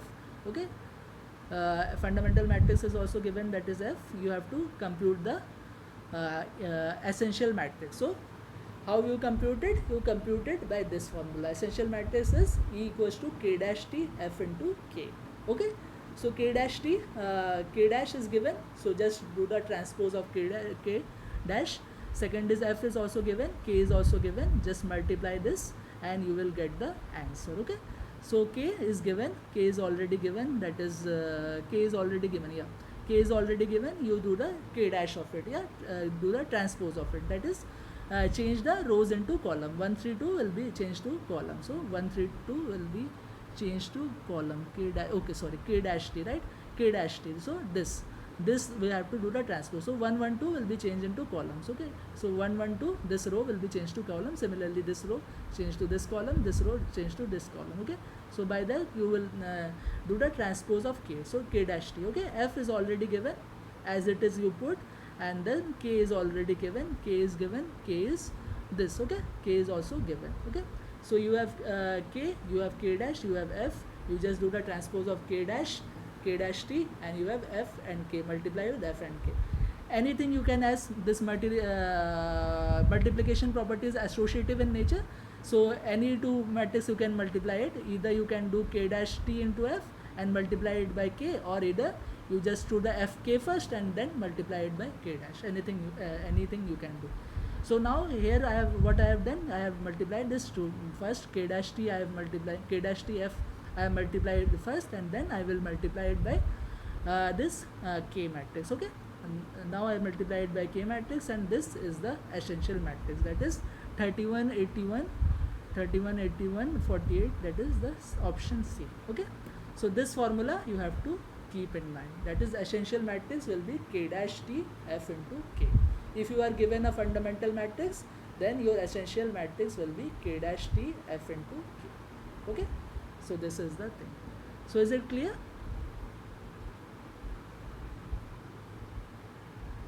This formula you have to keep in mind. Okay, nice.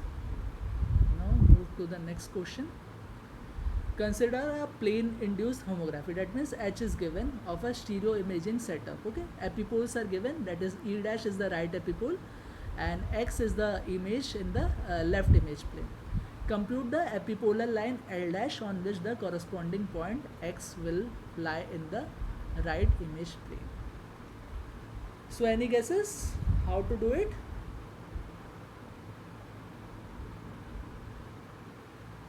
Any guesses how to do it? Okay, no problem. So it is previously also we have discussed L dash is nothing but E dash into X dash. Okay, E dash into X dash. E dash is already given. Now we have to find X dash. How X dash can be find out? H into X. Yeah, very nice. X dash is H into X. So very easy, H into X. So first step is find the X dash. Okay, H is given. You have X. Just multiply. Yeah, X is given in this form 3, 1. That is it. It has been given in the given in the real space. Okay, not the projective space. Okay, so projective space or homogeneous space you can convert it by writing 3, 1, 1. Okay, H is already given. So this matrix into 3, 1, 1. you can get the x dash, okay, x dash. And once you got the x dash, you just multiply it by e dash. E dash is also given in this form, that is the real space, not the projective space. So just add 1 here, 571, okay. Once you got the 571, you just multiply it by x dash and you will get the answer. So this is the thing, you just do this. X dash will be equal to h into x, okay. So h is given, x is this, just I told you, just put a 1 here, because to convert it into projective space or homogeneous space, okay. So this to convert into homogeneous space, this is the thing, and you can calculate the x dash. We got the x dash, and just multiply it, so not multiply, just do the cross product, because if you have 2 points, how you can get the line? You just do the cross product of the 2 points and you can get the line, okay. So just do the cross product of this 2 point I, j, k, and you just do the cross product of it, and you can get the L dash, or the equation of the line. Equation of the line is coming 44 I cap minus 35 j cap plus 25 k cap. That means 44 minus 35, 25. That is option B is your answer, okay. So is the thing clear to all of you? Very easy.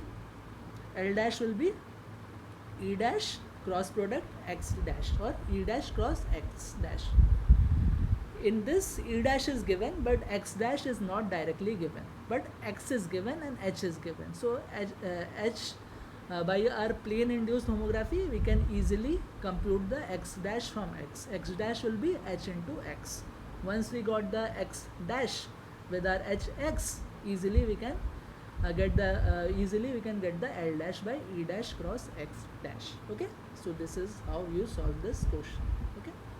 So this is the thing. Now let's move on to the next question. Consider a stereo imaging setup with 2 cameras. P, this is the left camera, and P dash, this is the projective camera matrix for your right camera. We have to compute the fundamental matrix F, okay. So how we can compute the fundamental matrix A? So fundamental matrix F,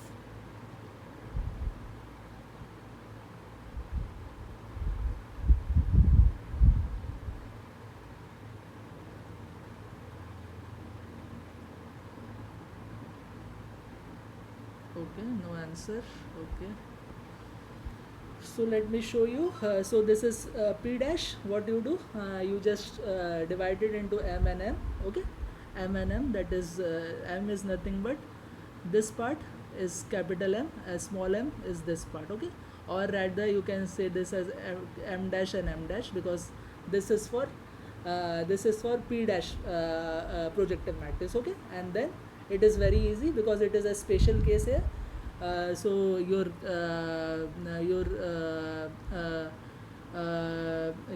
have this skew symmetric matrix mx, okay, and mx into capital M will nothing but it will give your fundamental matrix, because this is a special case of your fundamental matrix, that is k equals to I, okay.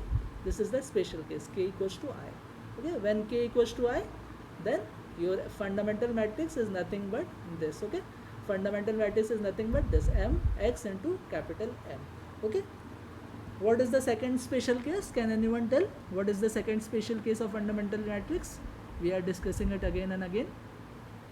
Can anyone tell what is the second special case of fundamental matrix? This is the first special case, right, where F will be equal to small m x, or the skew symmetric matrix of small m into capital M, right. What is the second special case of the fundamental matrix? Come on, yeah, k equals to k dash equals to I, that is the second special case. In that case, you will get fundamental matrix that will be called as essential matrix, okay.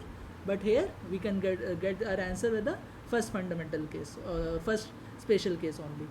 Second thing is there your fundamental matrix or essential matrix F will be equal to E, that will be given by Tx into R. T is nothing but your translation component of your P dash, and R is nothing but rotation component of your P dash. Okay, so that is the second special case. But here from first special case only you can easily compute. So you got the M, you just computed the mx, that is the skew symmetric matrix of it, you just multiply it by capital M, and by this you are getting a fundamental matrix, this, that is 2 3 7 minus 2, minus 2 1 2 and 2 2 minus 5 and 3, 2 minus 5 3, so that is the option C.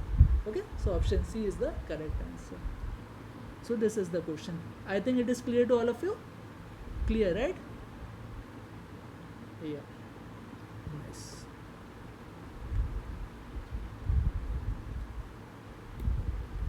Now let's move on to the next question. Consider the following matrix F and the camera matrices P and P dash. Which of the following statements are true? Okay.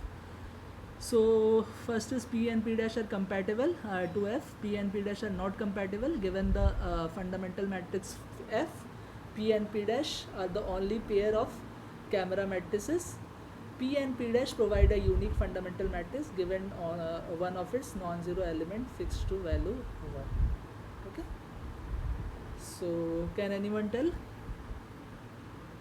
First let's focus on this too, whether P and P dash are compatible to F or not. So how we can do this, whether P and P dash are compatible to F or not? Can anyone tell? P dash T F into P, we will form this matrix. If it is skew symmetric, then P dash P is compatible to F, otherwise P and P dash are not compatible to F. Okay, this is the thing. So option C, given the fundamental matrix F, P and P dash are the only camera matrix. So that I have already clear that P and P dash will give a unique fundamental matrix. But if you have F, you will not get a unique P and P dash. So option C is incorrect. Now option D, whatever I told you, if P and P dash are given, you will get only a unique fundamental matrix F. Okay, so option D is also correct. Okay, option D is also correct. Option C is incorrect. Now option A, option B, you can check it by P dash T F P. If it is a skew symmetric matrix, then P and P dash are compatible, otherwise it is incompatible to F. Okay, so just calculate. You have P, you have P dash, and you have F. You just calculate this, that is P dash T F P, that is transpose of P dash into F P, if it is a skew symmetric matrix or not. If it is a skew symmetric matrix, then option A is correct, otherwise option B is correct. So you just do this. But also before doing this, what I have done, I have checked whether F is 0 or not. So in this, if you will do the if you will do the determinant of F should always be 0. But here determinant of F is only not coming 0. So as determinant of F is not coming 0, then definitely this will be incompatible. Okay, otherwise you can also check by this, that just compute P dash T F P, it will not yield a skew symmetric matrix. So your P dash T F P will not be compatible. Okay, to this. So option B is right and option D is right. Option C is wrong, I have already told you, and option A cannot be right because option B is right. So option A as well as option B as well as option D is the right answer. Okay, so this is the thing. Is it clear to all of you?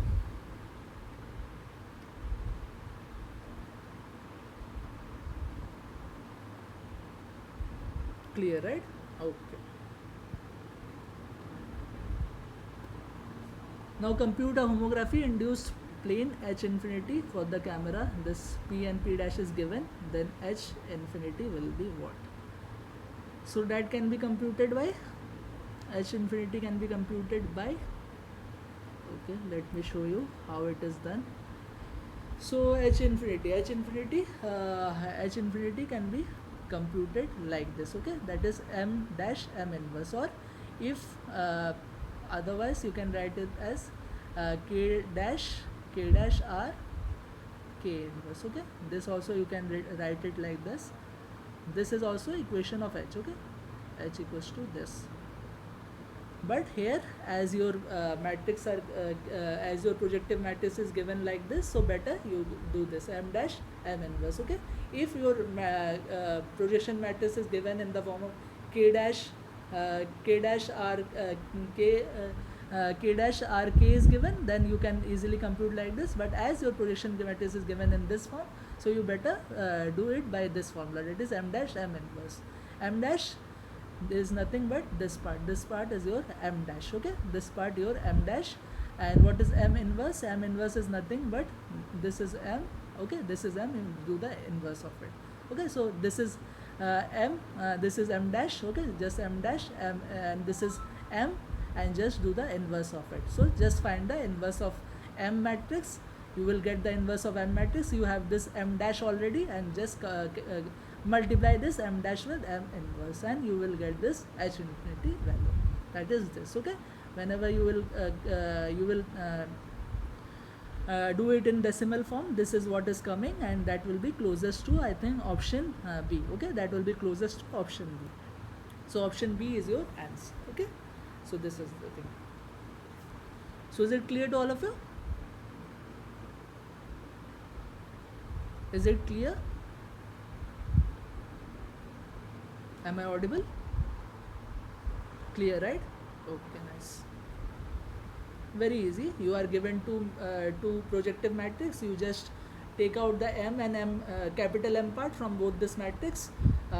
Capital M part, capital M for this P matrix, your capital M part will be first 3 row of the P matrix, and for P dash matrix, your M dash will be first three not row, first 3 column of your P dash matrix. Once you get that, then it is very easy. You have M, you do the inverse of M, it is M inverse, you multiply it by M dash, and you will get the answer. That is the H matrix, homography matrix. Okay, so this is the thing.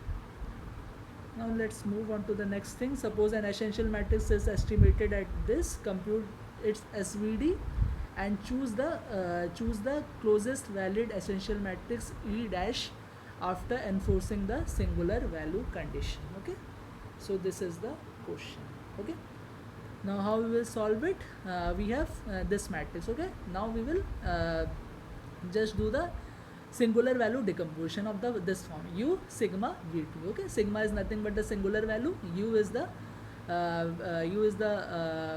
matrix consisting of eigenvectors, and vt is the matrix consisting of eigenvector, but for ATA. Okay, u is the eigenvector of AAT, whereas vt is the eigenvector of ATA. Okay, you just do this, you just do EET, because this is our matrix. You just do the EET. You just find the singular value, sigma 1, sigma 2. Okay, that, and sigma 3 is already coming 0. As sigma 3 is already coming 0, so no need to do the approximation. Okay, and sigma 1 and sigma 2 is also coming equal, so no need to do the approximation. So in this case, your approximation will be equal to this value, that is your real essential matrix. Okay, if this value is not coming 0, so first you have to do 0, and then what you have to do, you have to do the a plus b by 2, and once you do the a plus b by 2, the matrix that is coming, that will be your closest approximation of your essential matrix. But as this value is already coming 0, and this a and b are also coming equal, so this is this you no need to do any you no need to make e dash or the approximation.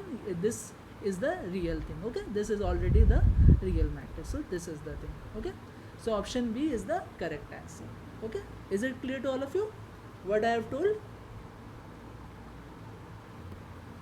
Is it clear? If your singular value is not coming same, then what you have to do, you have to do a plus b by 2. You just take the two elements and you do a plus b by 2. If your singular value sigma 1 equals to a and sigma 2 equals to b, then what you have to do, a plus b by 2, sigma 1, new sigma 1 for the e dash will be equal to a plus b by 2. Similarly, new sigma 2 for new sigma 2 will be a plus b by 2 for your e dash. Okay, that you have to do if a and b are not coming same, but here a and b are coming same. So no need to do anything. You just do your E dash will be equal to E only. Okay. So this is the thing. Is it clear? Is it clear what I have told? Am I audible? Hello? Clear, right? Any doubt regarding this? You can ask, no problem. Okay, no problem. So this is the thing, reconstruct E dash, your E dash will be equal to E only because we have done no approximation here, okay? So that is the thing. Now moving on to the question number 7. Suppose the motion of the cameras is a pure translation, okay? That means this is the case, okay? That means there is no rotation here.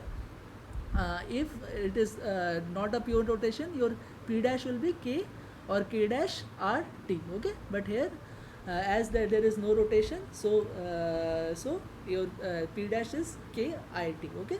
Because no rotation is there, only pure translation is there. One may assume two cameras, these are the two cameras. If the camera translation is parallel to x-axis, that is E dash, can you compute the fundamental matrix from the given equation? So yeah, fundamental matrix can be calculated. Fundamental matrix can be calculated like this, okay? Yeah, see here fundamental matrix is nothing but it will be equal to your it will be equal to this E dash only, okay? E dash or this skew symmetric form of this E dash, okay? Why? Because see H will be essentially equals to K dash R K inverse, right? This is the main equation, okay? But in this special case, as this K and K is equal, K and K is equal, so K inverse is nothing but that will yield I, okay? K inverse is nothing but that will yield I, okay? And I is I, so Ki is nothing but K, okay? This if I solve K into I is nothing but K, and K inverse is nothing but I, okay? Because a matrix multiplied by its inverse will give you nothing but will give you the identity matrix, okay? So that is why this will your H is nothing but I, and fundamental matrix is nothing but E dash x H, and H is nothing but I, so E dash x into H or E dash x into I is nothing but your E dash x, and that will be your fundamental matrix. So nothing, you have this E dash matrix or the right epipolar matrix, you just do the skew symmetric of this, okay? Skew symmetric, you can just do the skew symmetric of this E dash matrix and you will get the fundamental matrix, and your option C is right, okay? So this is the thing. So is it clear to all of you? It is very easy, I hope. Any doubt in this, you can please ask. This is a special case, okay? Pure translation. We don't have any rotation, and also K is equal to K dash, that is K, okay? So in that case, your fundamental matrix is nothing but the right epipole or the skew symmetric form of the right epipole, okay? So this is the thing. So let's move on to the question number 8. Consider a stereo setup. This is the thing. P and P dash is given if the image coordinates of a 3D point are 4,6, and this is the x and this is the x dash. Compute the depth. So depth is nothing but you all know the depth formula, that is ktx divided by x minus x dash. What is the ktx? Ktx is nothing but the x component of this matrix, P dash matrix, that is nothing but that will be 10. So your answer will be 10 by this x dash minus x or x minus x dash, whatever you tell. So let's say x dash minus x, so 7.33 minus 4, 7.33 minus 4. So whatever that will be the answer. So this is I think 3.33. So 3.33, 10 by 3.33 is nothing but that will be very close to 3, okay? So either it will be A or D, okay? So just do the calculation. 10 by 3.33 is nothing but 3.003, or option D is your answer, okay? Option D is your answer. So it is very easy, I think. It is very easy. It is a one-line question. So I hope it is very clear. Clear, right? Ktx divided by x dash minus x. Okay, ktx is nothing but but p dash translation, yeah, let me again show you. Yeah, so kt, this p dash has two components, right? This is the rotation, this 3 is the rotation, and this is the translation. Okay, so this translation, this thing, okay, this very ktx, this is nothing but 10 is nothing but your ktx. Okay, kt ktx. Okay, we write it like this, ktx already we know, and x dash we know, that is 7.33, and x we all know that is 4. Okay, so just do this, and by this you can get the depth. Okay, you can get the depth by this thing. Okay, So I just have one question. yes. See, this right camera matrix is only considered. So the this value 10 is we have considered here, but why not the p, the left camera Because positions? p does, because this is depth is a special case, right? If you just remember our previous discussion, this is actually a special case. What is special over here in this special thing is, the translation over here is 0, right? The translation is only present in this, it is case of pure translation, first thing. And second thing, we have k and k dash same. Okay, you can see this is k, this is k. If you just take out the 5 k and k dash from both this matrix, so we will have p in the form of k I t, and here also you will have k I 0, and here p dash in the form k, p dash in the form k, k I KIT, right? KIT.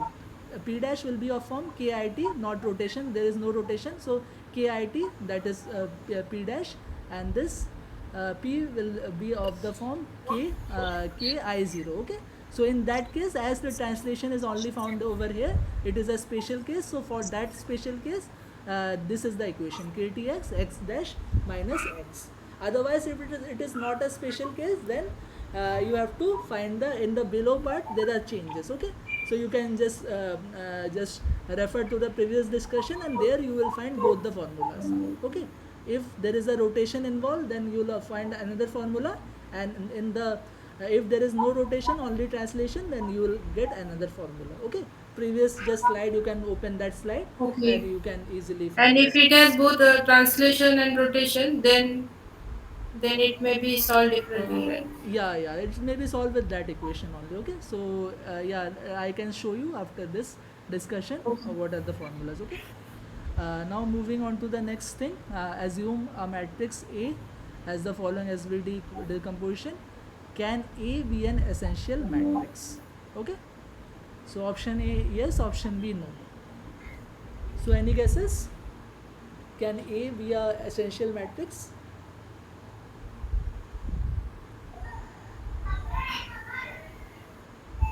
A cannot be essential matrix, right? A cannot be essential matrix because this A, these two things are not same. This 2 sigma must be same. Sigma 1 and sigma 2 must be same. That uh, this sigma 1 and sigma 2 is not same. This is nothing but this is your sigma matrix. Okay, and this sigma 1 and sigma 2, that two singular value must be same. As this two singular value are not same, so it is not a SVD for your essential matrix. Okay, so this is what has been written. This in this matrix, this and this value should be same. Okay, that is sigma sigma, or whatever, sigma 1 sigma 1, anything you can tell.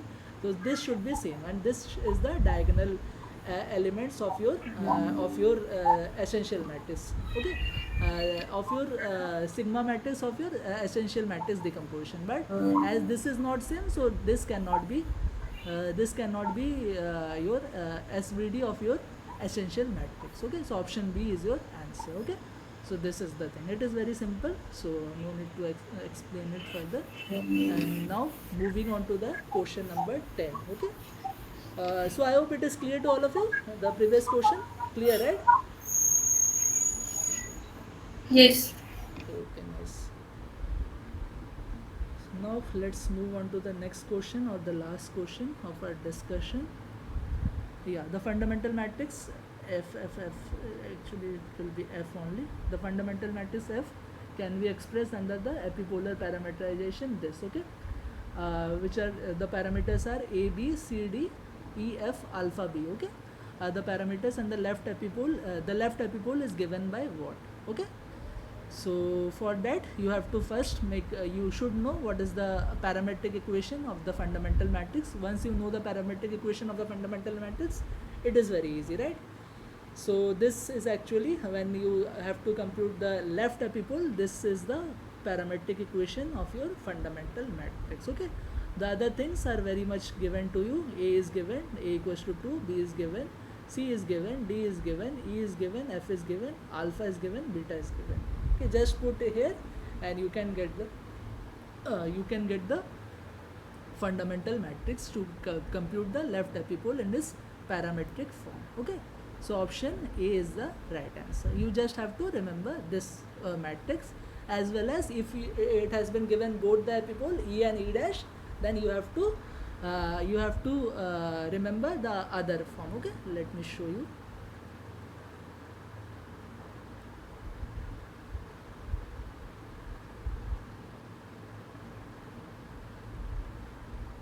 Yeah, this is the thing.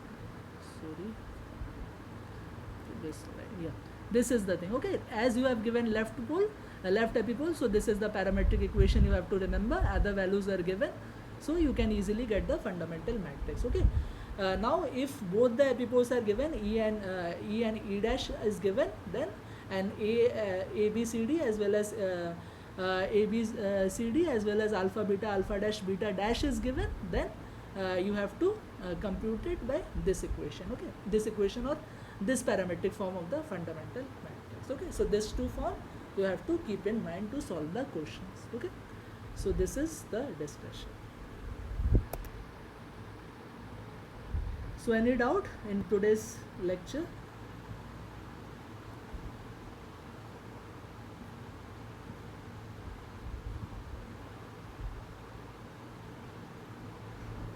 What are the most easiest sections out of this?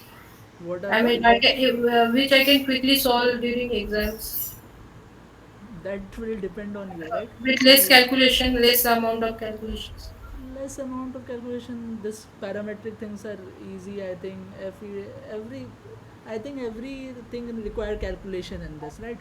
No, Every calculation is required with minimum calculation. I can only focus on those sections, and then I don't have to focus more on the sections where it requires more calculation.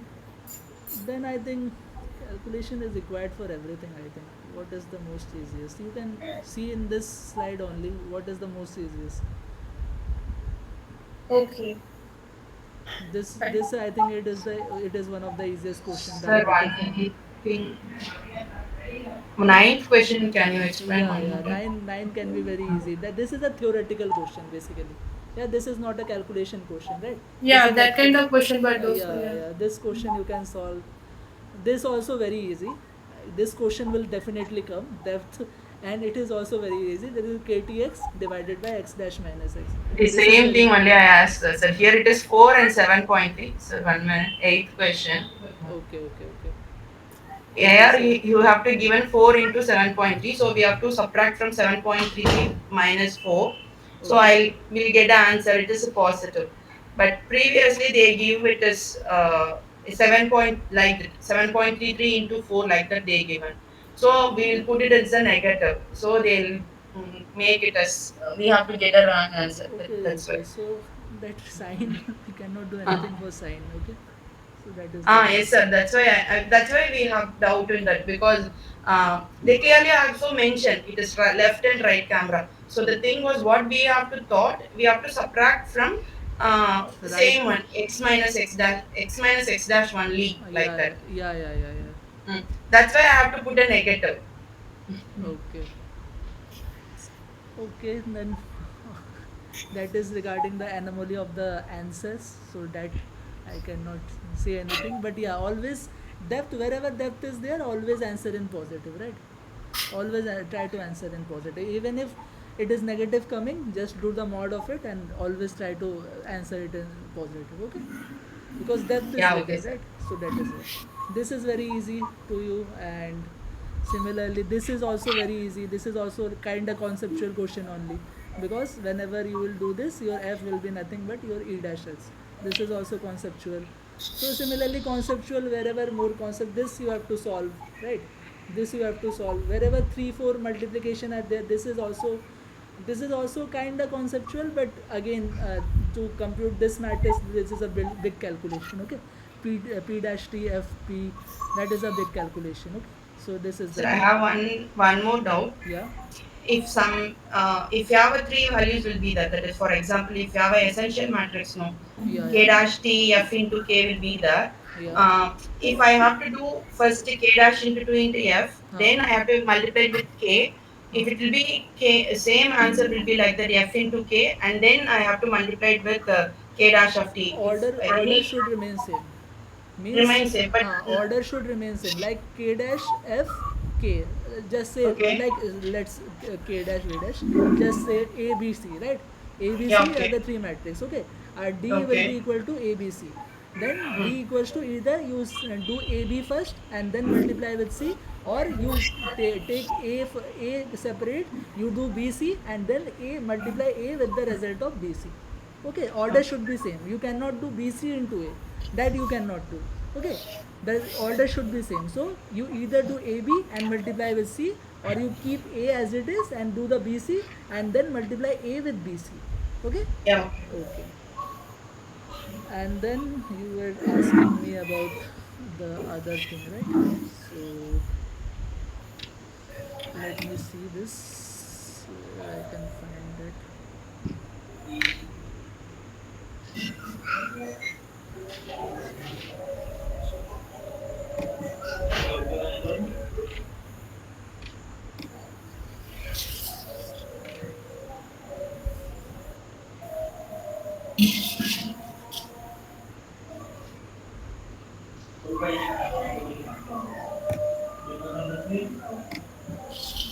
Yeah, you can see this, you can see this.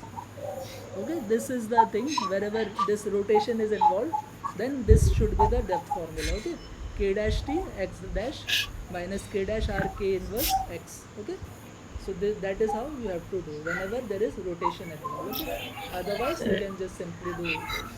Okay, so this is the thing, wherever rotation etc is given, so you have to do like this. k Otherwise, if dash it is pure translation, then you can easily do like this. I hope it is visible. This is the thing. yeah, yes, sir. I Yeah, this is the thing, these are the two cases. Okay, this is actually the simplified case for this, wherever there is no rotation. Okay, if there is rotation involved, then you have to do by this formula. Okay, so this is the thing. so 1 minute I have to note down it. Yeah, yeah, these slides are given to you, right? Yeah, okay, sir. But I forgot it now. I can. Yeah, so the slides are given to you, everything is given to you, so you can just take the screenshot quickly if you want. Yeah, okay, sir. I know, no problem. Okay. So by this I am ending the session for today. Okay, and we will meet on the next Friday. Thank you. Okay, bye. Bye.